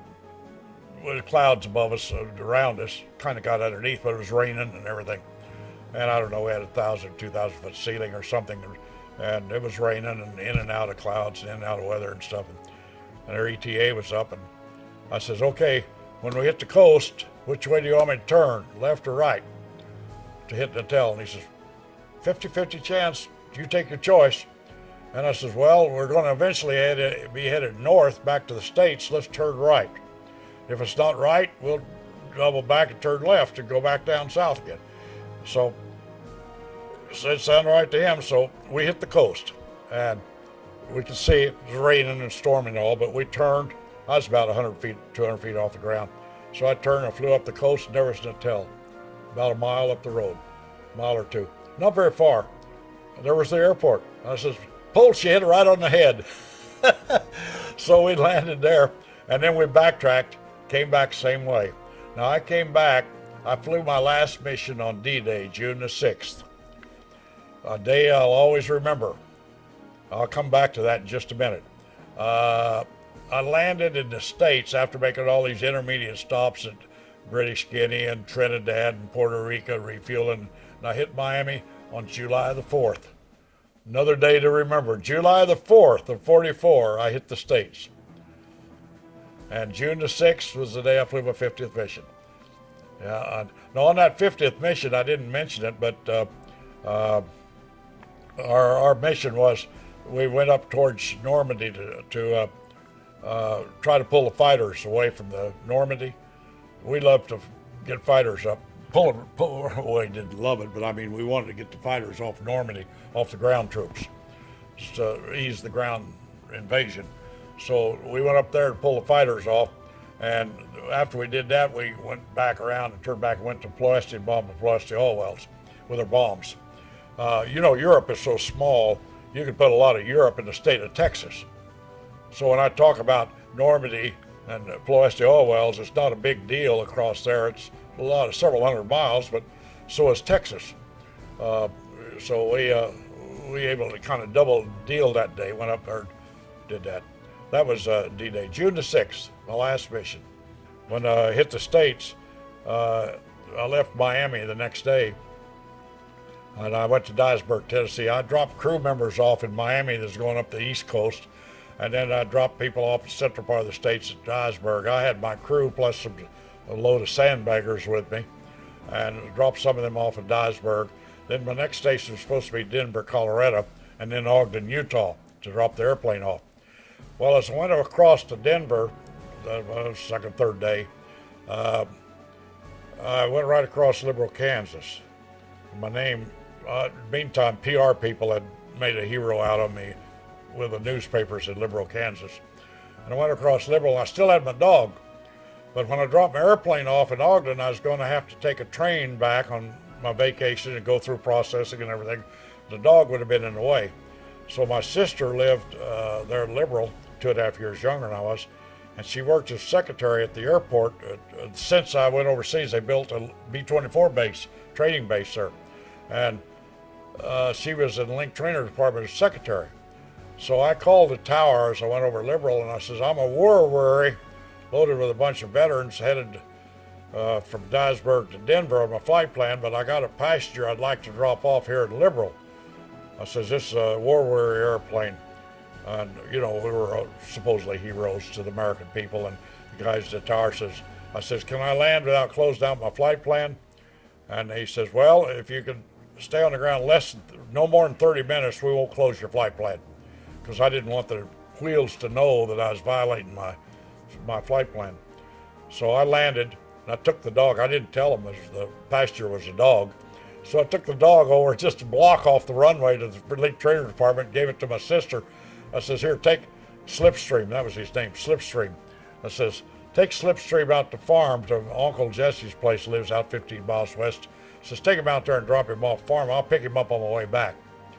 I got a 30-day vacation. So she did, and the dog went out there and was fed and taken care of by my uncle and my cousins, and got shot later on by one of the neighbors. Thought he was a coyote. Right, light brown, size of a coyote. Somebody shot him, thought he was a coyote. Goes through the war, breaks 2 legs, comes home, gets shot on the Kansas prairie. Oh, man. So that ended my dog. I dropped my airplane off in Ogden, Utah then. I went on Denver. Well, when I dropped the dog off, went out to get my airplane, I might want to cover the fact that they had a bunch of brand new second lieutenants out of flying school that was there to train in B-24s. And this old war worry was patched all over the airplane, fuselage, wings. It was all patched with tomato cans, applesauce cans, everything else. And I went out to get in my airplane. There was about 50 of these second lieutenants all around the airplane, out there shaking their head, looking at that airplane. And said, oh, if this is combat, we don't want any part of it. It just scared them to death. I went out there and I said, gentlemen, it still flies. So I said, we're headed for Denver. Goodbye. And so I got in the airplane. We took off, went to Denver.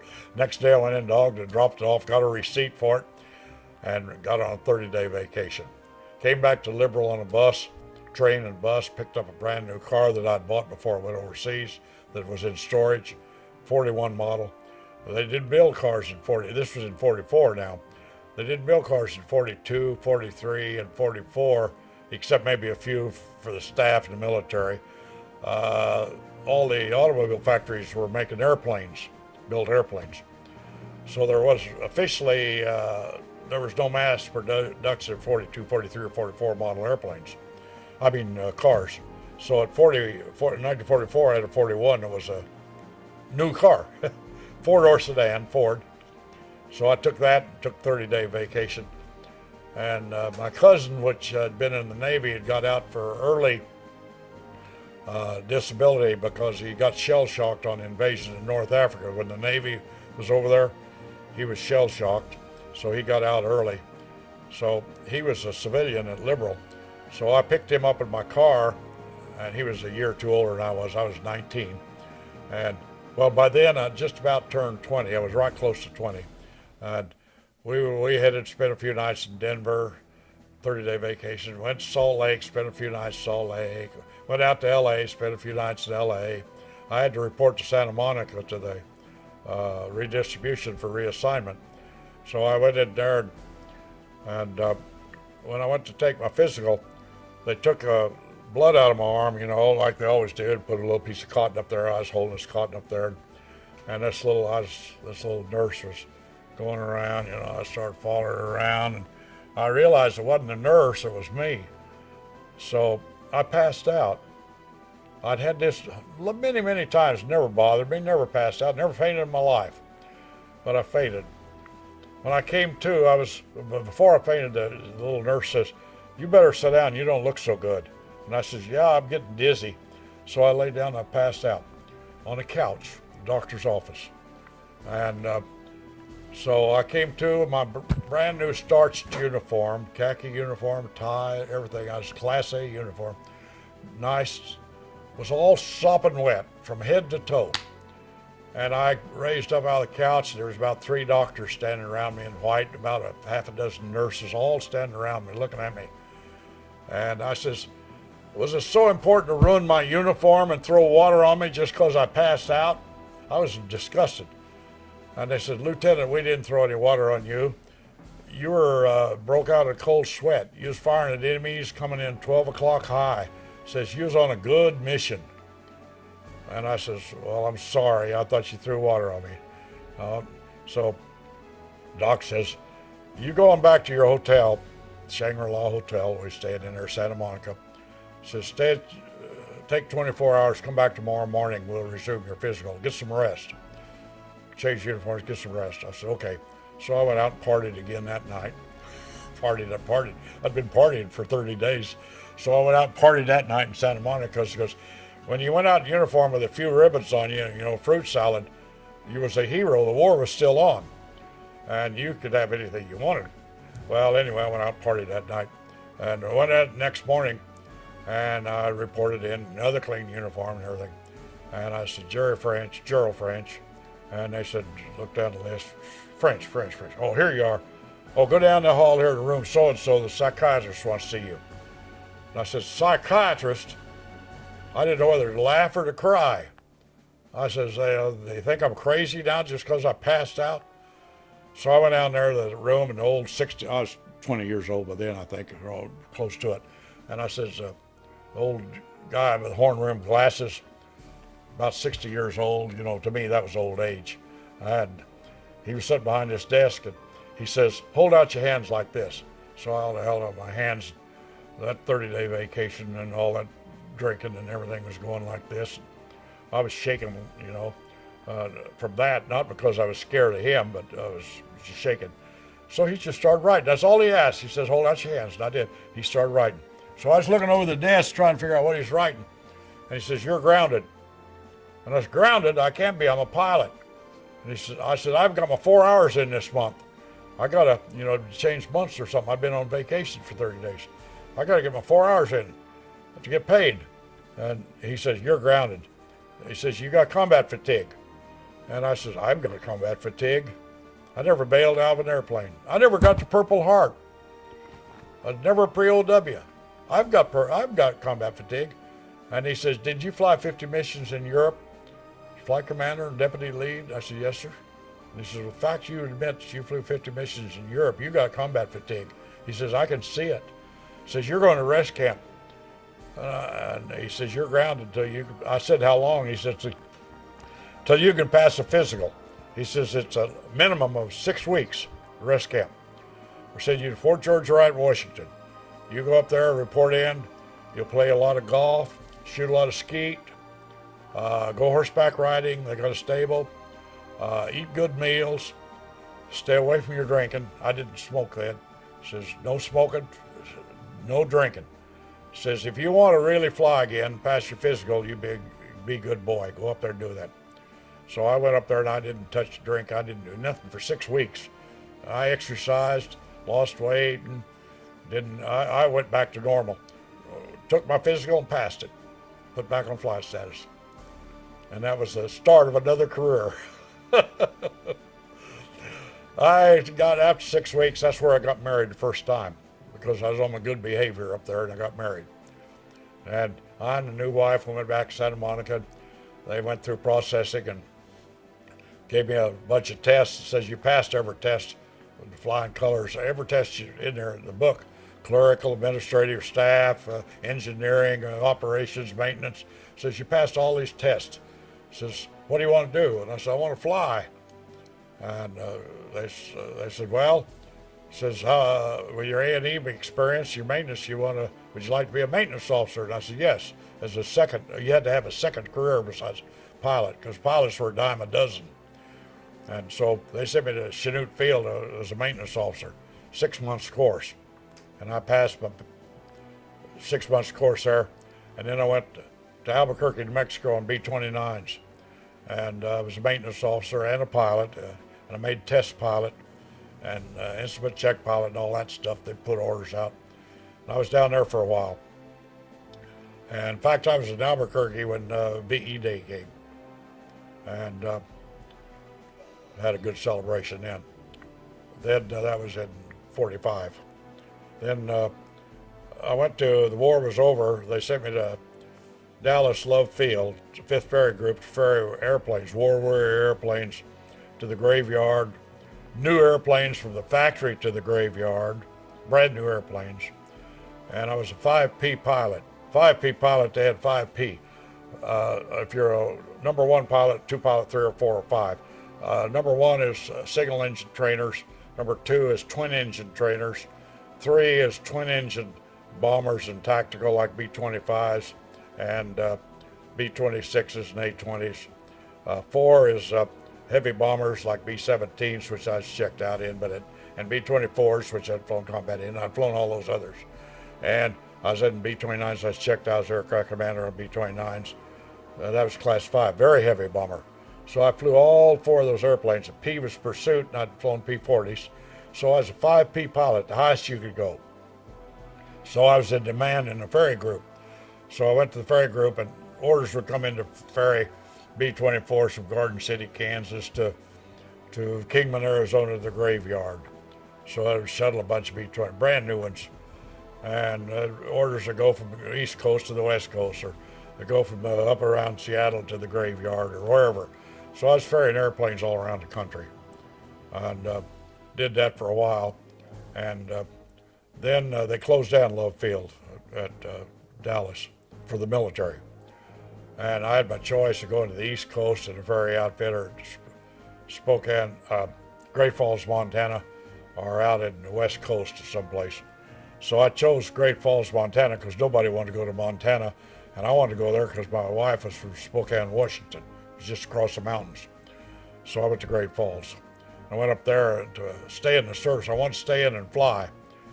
And to be a pilot, I had to have a secondary AFSC, Air Force Specialty number, so I became, I was a maintenance officer previously at Albuquerque. And I was maintenance officer also in the 5th Ferry Group. So they made a maintenance officer out of me. And until finally in December 46, after the wars were over, they caught up with me. Demobilization, people in Washington running out of money, pilots were a dime a dozen. So they discharged me. But I'd been an enlisted man before the war, and I already had over 10 years, or I had a lot of years in my belt, and I wanted to stay in and retire. I re-enlisted. I went over to Spokane to get discharged, got discharged one day. Next day I held up my hand, and I was back as a sergeant again, master sergeant. So it's the highest rank they went in those days. And I went back to Major Felton, my old CO at Great Falls, as maintenance officer. I was his maintenance officer and a pilot, and instrument check pilot also at that outfit. It was a reserve outfit. He used to train Saturday night soldiers, we called them, civilians keeping up their reserve status. And Major Felton wanted me to stay there in his outfit as master sergeant, as line chief, which I did. Actually, I stayed as maintenance officer for a couple of months till they imported one, and then they made me line chief. And I was line chief for a while. And I was a master sergeant, but I was still instructor pilot. And Monday through Friday, I'd wear a master sergeant's uniform, be line chief and maintenance man. And then Saturday and Sunday, I'd wear a first lieutenant's uniform and fly twin-engine Beechers and AT-6s to the West Coast with Saturday night soldiers. I'd fly as I was an instructor pilot. I'd check out an airplane, take 4 or 5 people out to LA or to Seattle or San Francisco or someplace to party. And then come back Sunday night. Go out Friday night, come back Sunday night, Monday through Friday. Then I was master sergeant. Used to do that. One day, Major Felton says, it was one weekday, and he says, "Jerry, I want you to take my twin Beech. It's cleared for weather. The weather's a bad treat here in Spokane. I want you to fly over to Spokane, pick up these parts." He had some paperwork. He says, "If I go wait for the depot to send them, it'll be a week to get here." He says, "We need them for the airplanes. Go over and pick up these parts." And he says, "Take my twin Beech. It has the icer boots, and it's got instruments and everything for instrument flying. It's got oxygen to go over the mountains." I said, "Okay, I'll run back to town and put on my uniform, first lieutenant's uniform." And he said, "No, don't go like that. We haven't got time. Go in your master sergeant. That's all right. Just go the way you are." So there I was, master sergeant. So I get in an airplane. I hop over there. I fill out flight plan and clearance for there at Great Falls, which is used to me at as a master sergeant flying, and as a lieutenant also. And I filled out my form, went over to Spokane, landed, had lunch, got my parts, was going to come back. And I had a green instrument card, which meant I could sign my own clearances. I didn't have to have a colonel or anybody sign my clearance. So I signed my clearance and everything and turned it into operations. I says, "Here's my clearance, goodbye." And this is some sergeant back there looked at it, he says, "You master sergeant." He says, "You're not going anywhere." He says, "Stand by." And I says, "There's my clearance. I'm first lieutenant of reserves." He said, "What are you doing, master sergeant uniform?" I says, "Well, I'm flying over," and some lieutenant came then, and he says, "This can't be." And as he called the captain come over and says, "You can't clear out of here as a master sergeant." He says, "We don't have master sergeants flying airplanes." And I said, "What do you do now?" I says, "I'm first lieutenant in reserves. I just don't have my uniform." He said, "Well, how come you're in a master sergeant uniform?" I says, "I'm master sergeant Monday through Friday, but I'm a lieutenant Saturdays and Sundays." But I says, "This is Wednesday, and I didn't have time to change uniforms, and Major Felton told me to come over in my Master Sergeant uniform. And I said, I'm stationed at Great Falls. He says, you can't fly back there, the weather's bad. And I said, I got de-icer boots. And he says, well, you're going to have to go over the mountains, and you can't fly over 12,000. After 10,000, you got to have oxygen. You got to have over 12,000 across the mountains. And I said, I got oxygen. And they said, well, we can't believe your story. I said, call Major Felton on the phone. And he called Major Felton. Major Felton says, yeah, he's my instrument check pilot, and instrument instructor pilot. I sent him over there. He's got my airplane. He got over there, didn't he? Let him come back. So they finally cleared me and went back. Flying as Master Sergeant. I was actually a first lieutenant in capacity, but I had Master Sergeant uniform on. Well, that was kind of funny. But there was a few of us after the war, or during the latter part of the war, there was a similar situation. It took a while for the officer corps to get used to some of us old Master Sergeants that had been officers flying. There was more than one of us. There were several of us in that category eventually. That was quite a deal. They came to me and said, you're going to have to put in tour of duty overseas. You haven't been for several years. So I said, they says, here's an assignment in Germany. It's a nice assignment. It's coordinated travel. You can take your family with you if you want to. It's better than waiting later and have to go to Asia someplace without your family. So I said, okay, as long as I got to go. It says, if you're named, if you don't go this time, you'll go on the next list for sure, regardless where it is. So I said, okay. So I went to Germany, and the Berlin airlift started while I was over there. So I was on the Berlin airlift. It started and ended while I was over there. 48 and 49 was the Berlin airlift. And I've been in and out of Berlin several times, but not as a pilot. I sandbagged, but I flew in and out on the airplanes going in and out of Berlin. And then I came home after that, and I came home and they asked me what I wanted to be. Here again, they gave me a bunch of tests, and I passed them all, and says, you can do anything you want to do. I says, well, I still want to fly. I've been flying. I've been on full flying status since I was 16. Even as a maintenance man, I was on status.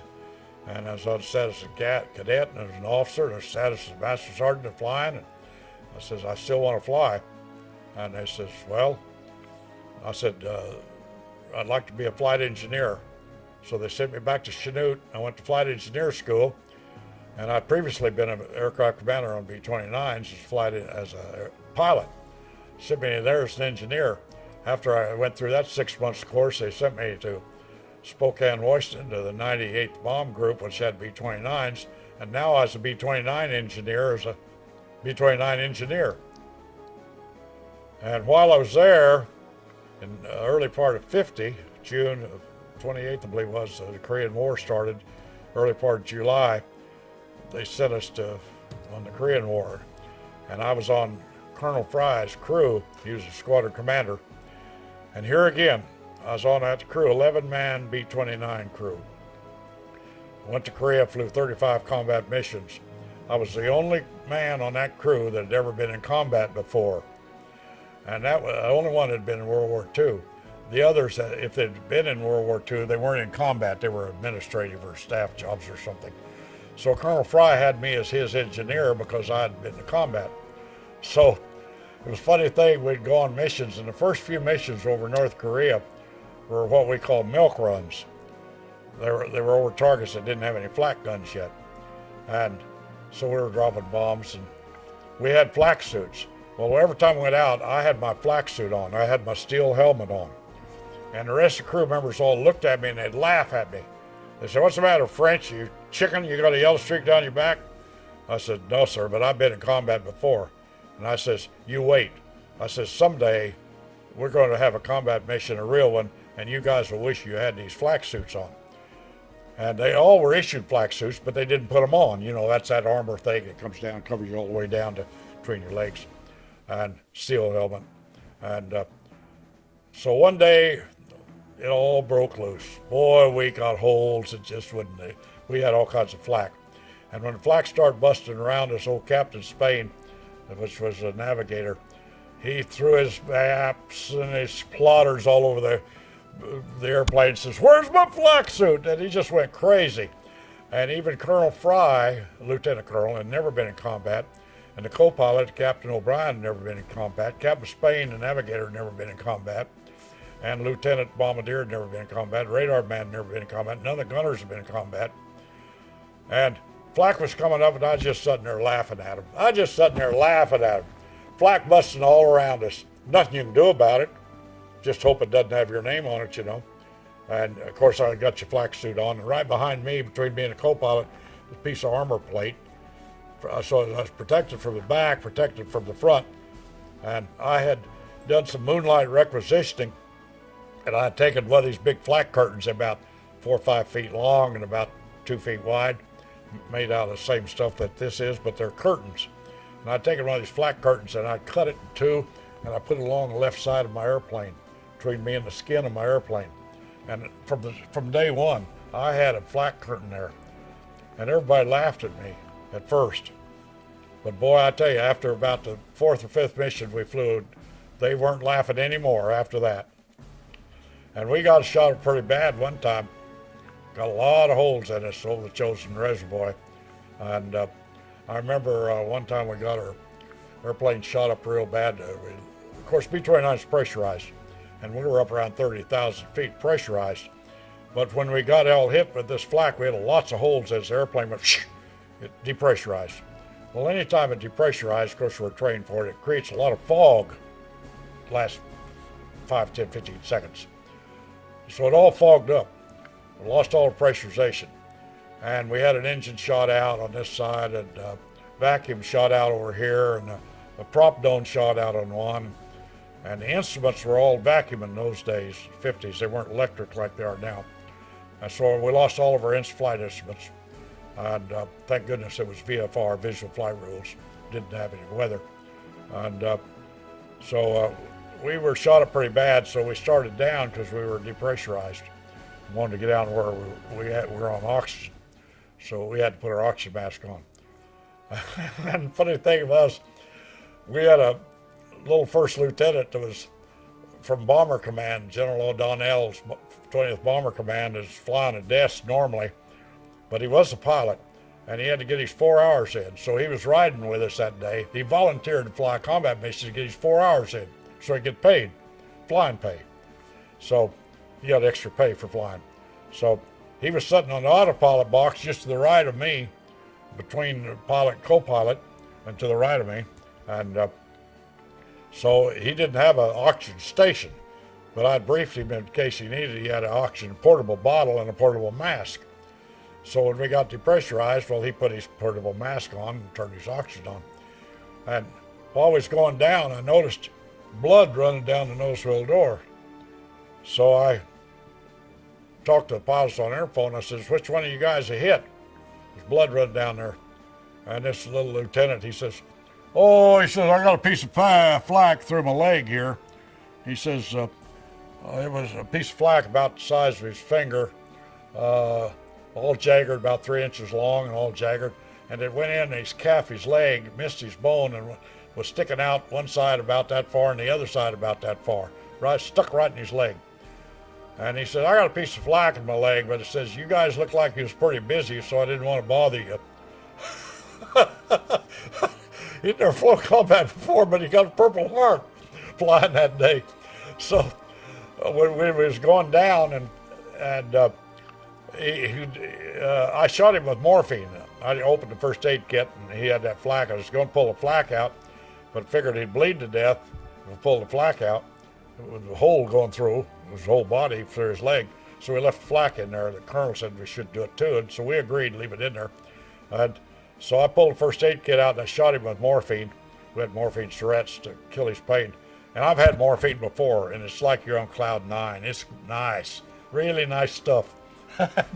Anyway, I shot him with morphine, and he was on cloud 9, and he didn't have any pain. But it has a tendency to put you to sleep. So he'd go to sleep and drop his mask.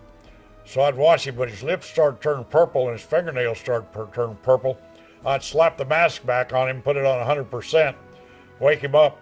And I said, now wake up, Lieutenant, keep this mask, hold this mask up. So he'd hold the mask up, but that morphine was putting him to sleep, so pretty soon, So between he and I, we kept mask on until we got down to 10,000 feet. And then I said, forget about the mask. We went on in, and we landed, and a couple of weeks later, I saw him hobbling around on a pair of crutches, and he had the Purple Heart. I don't think he flew any more combat with us. Nobody on my crew got the Purple Heart, but he did. He wasn't even a crew member.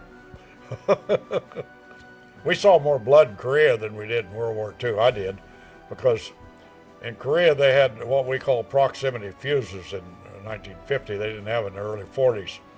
In Germany, when the gunners on the flak, the way I understand it, I don't know much about the gunners' jobs, but they'd cut their fuses to fly to explode at our altitude. They'd know our altitude, say was at 25,000. They'd cut the fuses to go off at 25,000. Well, we could see the fuses, we could see the guns go off.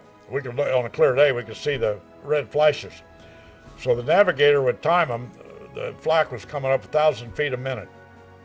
And at 1,000 feet a minute, it'd take 25,000 feet, take 25 seconds. Or if it's 20,000, take 20 seconds. So we'd time it, and about 5-10 seconds before it was due, we'd turn about 10 degrees. The whole formation turned about 10 degrees. Especially when I was leading, I would.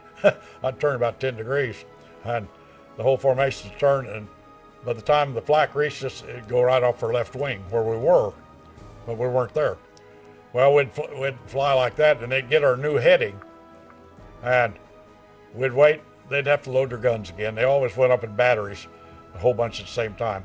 So they'd load their guns, and we'd wait. Pretty soon, here come the flashes. We'd start the timing again, and then we'd make a left turn. About 15-20 seconds after they fired, we'd make a left turn, and they'd hear it go off our right wing. We was doing that, in fact, General LeMay made us quit doing that, especially because we was missing the targets. We was dropping our bombs out in the field someplace sometimes. So General LeMay made us quit doing that, especially from the IPN. IP is the initial point. And at the initial point, you have to fly straight and level to the target. The bombardier is flying the airplane with his northern gun sight as far as this way goes. He could fly it this way, counteract for wind and drift and everything else, but we was flying as far as altitude goes.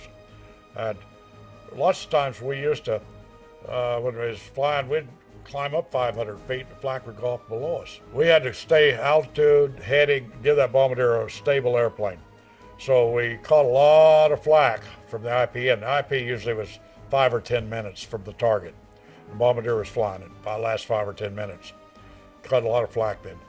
Fighters would pull off because the flak was heavy. So the fighters would pull off of us. They'd get us on the way. But once we hit the IP and started in, the flak was heavy, they'd pull off and sit and wait for us. And we'd go through the target, and the flak would come out the other side of the flak, wait for the flak, then the fighters would just come and hit us. But they wouldn't come in where the flak was. And what happened in Korea with those proximity fuses, they had a radio device in there, something, the way I understand it.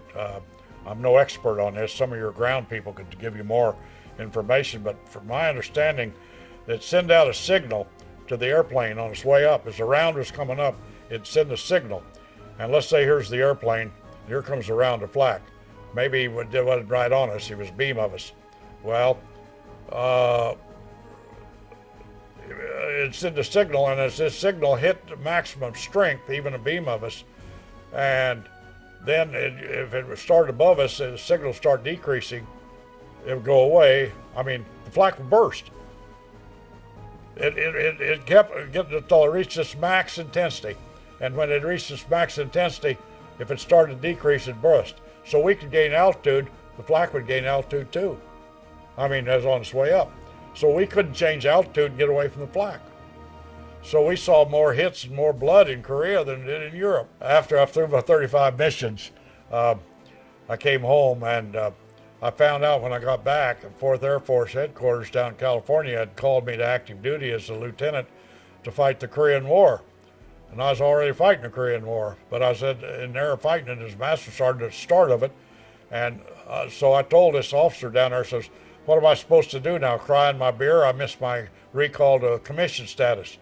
And he says, no, we'll recall you now, but we couldn't recall you while you was in the 20th Bomber Command fly in combat to do stateside work as an officer. So we'll recall you now. So they recalled me as the first lieutenant as a commissioned engineer. B-36s, 10-engine bomber, 6 recips and 4 jets, 10 engines. They had 2 commissioned engineers on that. One was doing the paperwork and one was taking care of the instruments and stuff, taking care of the engines. So I did that for a while and I didn't like it because it was slower than the B-29 unless you had your 4 jets cranked up. You only cranked your 4 jets up for target runs and heavyweight takeoffs and target runs. You normally flew on their 6 props. Where their 6 props was slower than the B-29 was with 4 props. So I didn't like it. So I had a chance to take over a squadron commissioned engineer in Tucson in B-29s. So I was a commissioned pilot and also an engineer. So I went to Tucson as an engineer. I got down there, Colonel interviewed me and he says, well, looking at your interview here, you got more time as a pilot, World War II and stuff, than you have as an engineer. So we're short of pilots. Would you like to be a pilot? And I said, well, sure, I'd rather be a pilot than engineer. So he says, you can still be our squadron engineer, but you're also now a pilot. So he put me on pilot status, and I flew B-29s as a test pilot and maintenance officer and so on. They sent me to Randolph Field to take over B-29 Eagle crew, to be what they called Eagle crews, with crews going to Korea. And so I went to Randolph to get a B-29 Eagle crew and check out as aircraft commander, which I'd already done anyway. So I went down there, went through their training, checked out as aircraft commander in Randolph, was about ready to get an Eagle crew to go to Korea. Colonel Snaith, anyway, he said, Jerry, you got World War II and 35 missions in Korea. You flew in World War II in Korea. You going back to Korea again? And I said, well, that's my orders. And he says, do you want to go back to Korea? And I said, no. And he says, how would you like to fly tankers, KC-97 tankers, a brand new airplane. First class is down at West Palm Beach going through training right now. He says, if you would like to fly tankers, I'll say, I'd fly anything. Yeah, I'll fly tankers. Okay, I'll put you to second class. And he says, I'll cut orders on you and send you down. So Colonel Snaith cut orders on me, sent me to KC-97 training down in Florida. And then I went to Smoky Hill, Salina, Kansas, as aircraft commander on KC-97s. They wanted me to go to Mountain Home, Idaho to be an instructor crew. They're switching the 9th Air Refueling Squadron, switching over from B-29 tankers to KC-97 tankers. So they sent my whole crew to Mountain Home, Idaho. While I was at Mountain Home, we got a lot of TDYs. Went to Thule and Greenland for 60 days or 90, I don't remember. We went to North Africa for 90 days, out of Marrakech. We'd been up to Alaska 2 or 3 times. They were going to KC-135, jet tankers, 4-engine jet tankers. So I was assigned to go into first class at Castle Air Force Base. But the first class was, I found I was going to go to Loring Air Force Base in Maine. I'd been there before and I didn't want to go to Maine. So I asked my CO, I says, if I give this up, this assignment, can I have the first assignment of the next class coming up? And he said, yes. So when the second class came through to go to Castle, they were going to go to Fairchild Air Force Base, where I'd been before. So I said, send me to Fairchild, send me to Castle. So I went to Castle with second class in KC-135 tankers, ended up then back in Fairchild in tankers. And I was there in tankers during the Cuban crisis. And during the Cuban crisis, we slept and ate in our airplanes. We stayed in our airplanes for about 3 days and 3 nights. We was on alert. We're normally on alert in the alert shack, which was a little ways away from the airplanes. But we was in such a critical situation during that Cuban crisis that they had us sleeping in the airplanes. The airplanes were what we call cocked. They were full of gas. The checklists were already pre-flight checklist complete, start engine checklist complete. It was right up to starting engines where you start the first engine.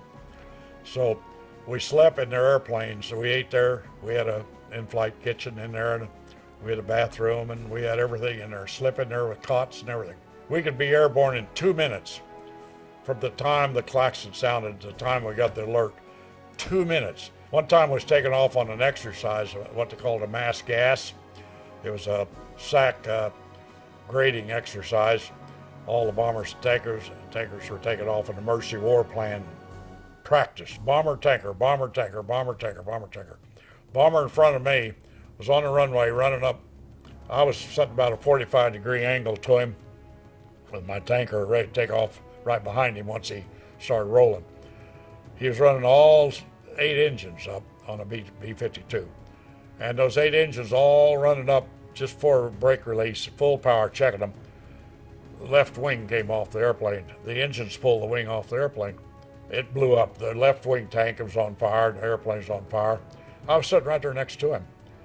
And a little narrow taxiway coming in with a tanker, bomber, tanker, bomber, tanker, bomber on, a whole bunch of us on this runway, on the taxiway. And he blew up and I was next. I felt the flames. My airplane was hot inside even. So I had to turn around on that short taxiway. And as I turned around, you normally didn't turn a 4-engine jet that sharp around, you're skidding tires and everything to get back away from him. Every airplane was doing the same thing, turning around so I could get out of there and everybody else up close could get out of the way because he blew up his left side. The crew started going out. The co-pilot went out, you go out the top hatch with a rope, and he went out the top hatch with the top rope, and the aircraft commander couldn't get out the left hatch. His was damaged. He couldn't open it. There was a fire on the left side anyway. So he had to go over in the co-pilot seat and go out the co-pilot seat. A slight delay, so by the time he got out, boy, he didn't go down the rope like he's supposed to. He and without gloves on, and he had bad hand burns. He was the only casualty. That and one of the tail gunner jumped out and he damaged a leg. He jumped out the tail of the bomber, but most of the crew got out. And the aircraft commander had to go to the hospital to get bandaged. He had both hands bandaged up with severe burns, but he lived. And that airplane sat on the runway for several weeks for the investigation. After that was over with, they never run the airplane up to full power, all 8 engines with the brakes set. They would start them up, get them partway up, release the brakes, and run them up on the way as they started rolling. They'd let the engines pull the airplane off. They changed the procedure. I didn't fly B-52s as a pilot, but I flew in them as a observer 3 times. And they would, after that happened, they always corrected the situation. They wouldn't run up all 8. We used to take off every 12 seconds. We'd have several airplanes on the runway at the same time. The B-52 would take off, tanker would take off a little to the side, the runway is a little wide. And depending on which way the wind was blowing, you could get a jet in the jet stream. But if the wind was, say, coming from the right, you'd take off here, bomber, and then the tanker would take off. And then behind it, but then the jet would blow another, every 12 seconds, you'd take off.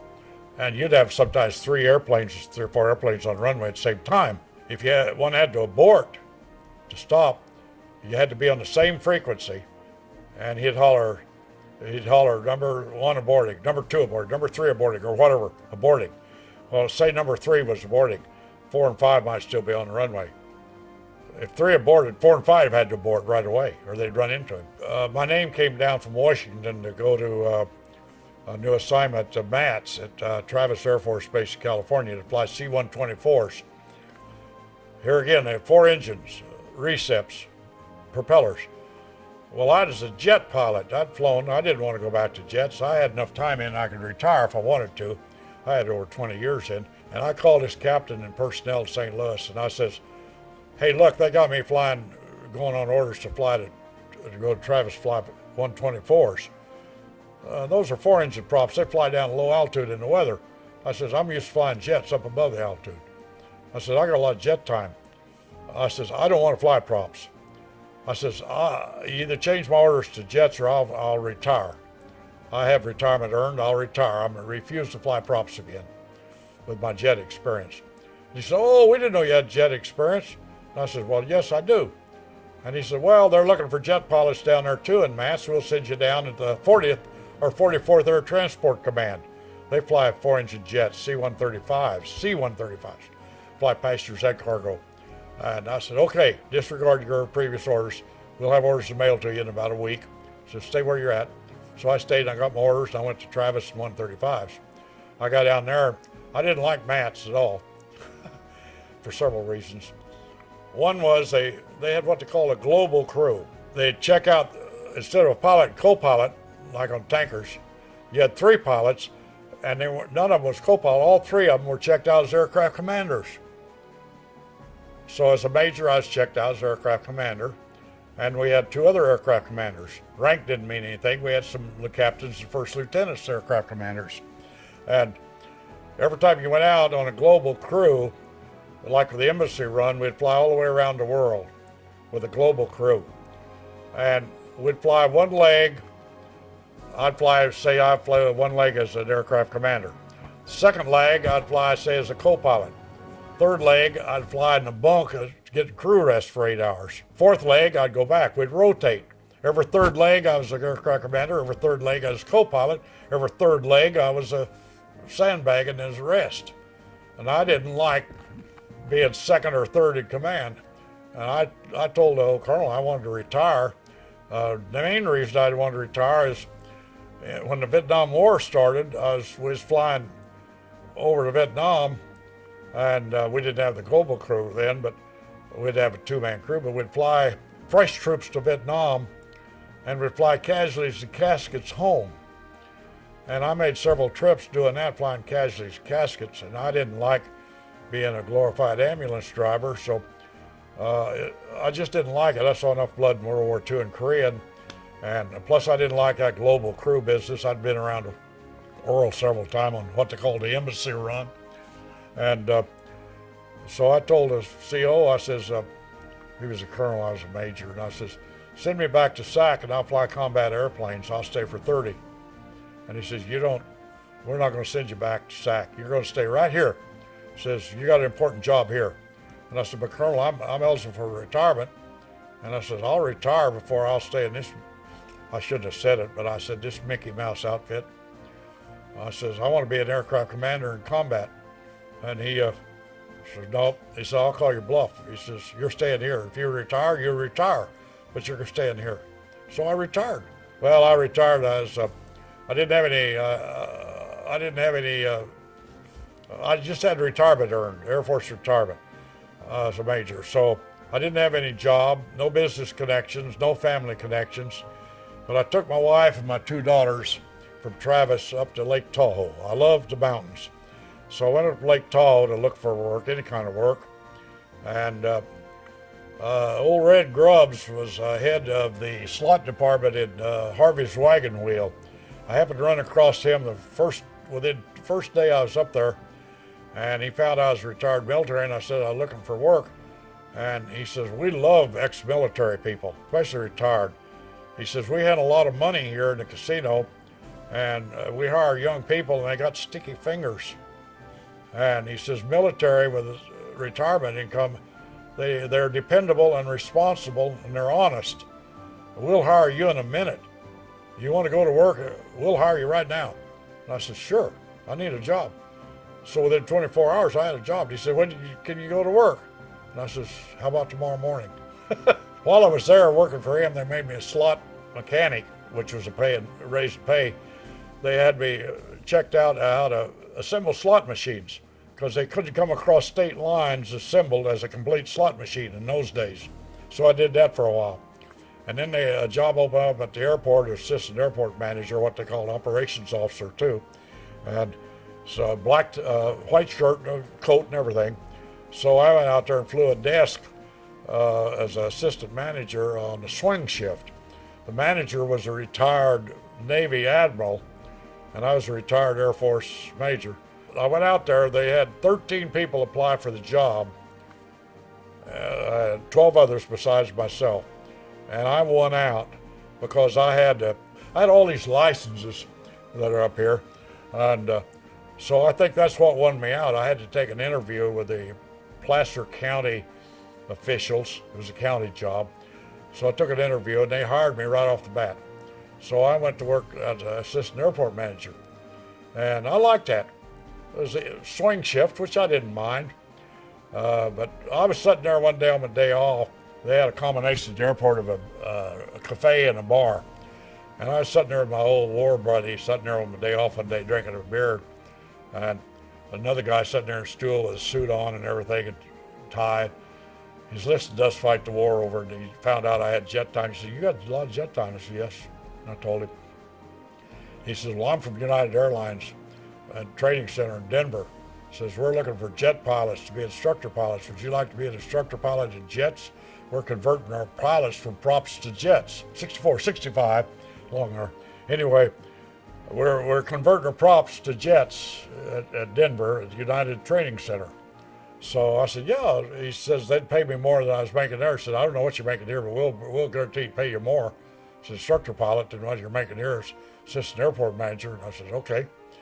So they sent me a free ticket he said, "I'm going to turn your name in to Denver and they'll get in touch with you."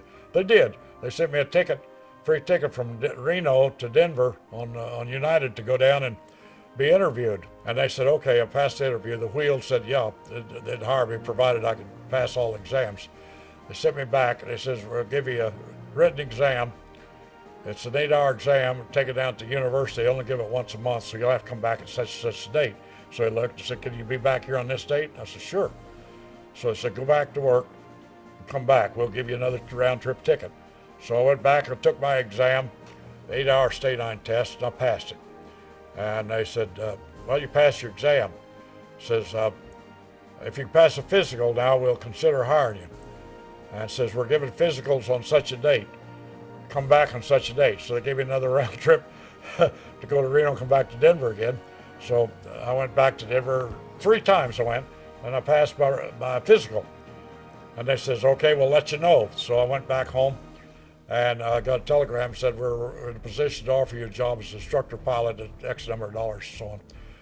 And so I got in contact, and I says, "Fine." We figured out on calendar what day I was to report. So I reported to United eventually and went to work for United. So I was instructor there at United as a instructor pilot, senior flight operations instructor. And 7 years later, they converted all their props to jets, airplanes, and pilots, and they were into red ink. So they laid off a whole bunch of us. Well, when they got laid off, of course, it broke my heart. I thought, "Oh my goodness, there goes my flying job." But my boss called me in and said, "Jerry, Dale State's down in Braniff is looking for an instructor pilot down there in their training command, and they asked me for a recommendation." And he says, "Out of the people that are laid off here, I've recommended you as the number 1 man."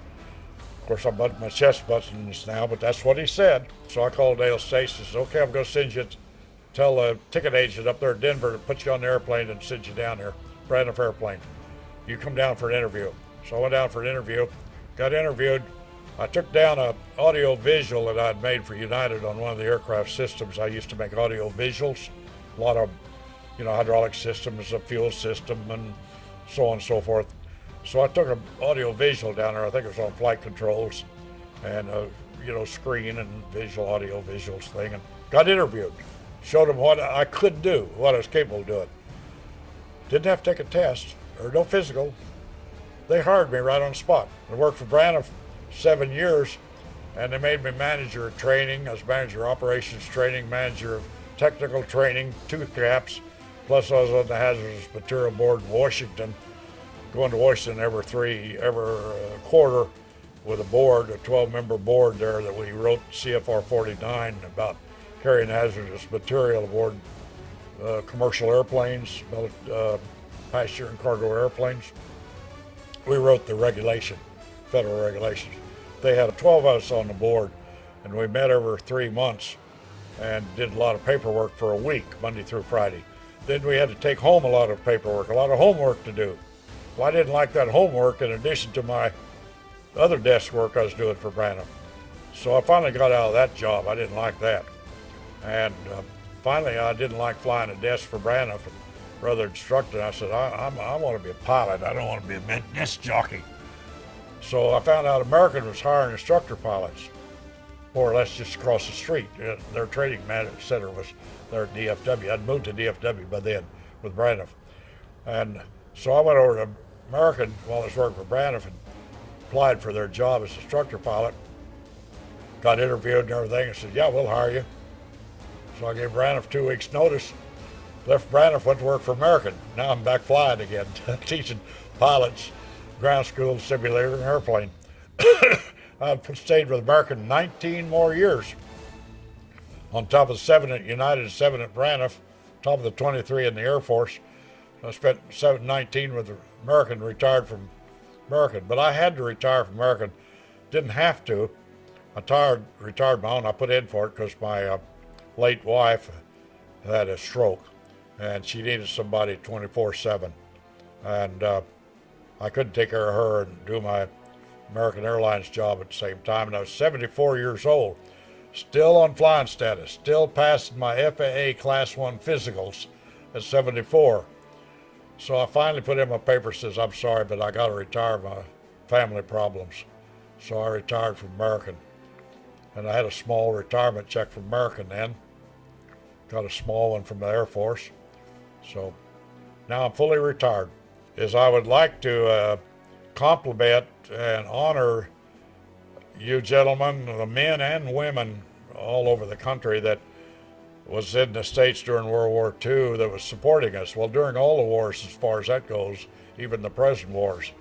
But I'm no war hero. Even though I fought combat, I was physically able. A lot of the gentlemen weren't physically qualified, or they were in critical wartime positions. Farmers, for example. Ladies, Rosie the Riveter, building airplanes faster than the Germans could shoot them down. I want to compliment and honor all those people. They're truly just as much a veteran as I am. They were veterans of the home front. And if it hadn't been for the home front, rationing of the rubber tires, rationing of gasoline, rationing of sugar, rationing of bacon, everything rationed. The American public was giving up everything for us, those of us in combat. They were supporting us. And if it hadn't been for the American people at home, we wouldn't have won the war. The American people won it. We didn't win it by combat. We just was part of it. And that's what I want to say. And I want to say that's true of the present people, too. The present people that are behind our present troops that are fighting right now, Afghanistan and Iraq and all that stuff. I want to give them credit where credit is due. Don't give me credit. I got a bunch of fruit salad, and I got a little retirement check. And when you thank me down at Walmart, you shake my hand, I need to shake your hand back.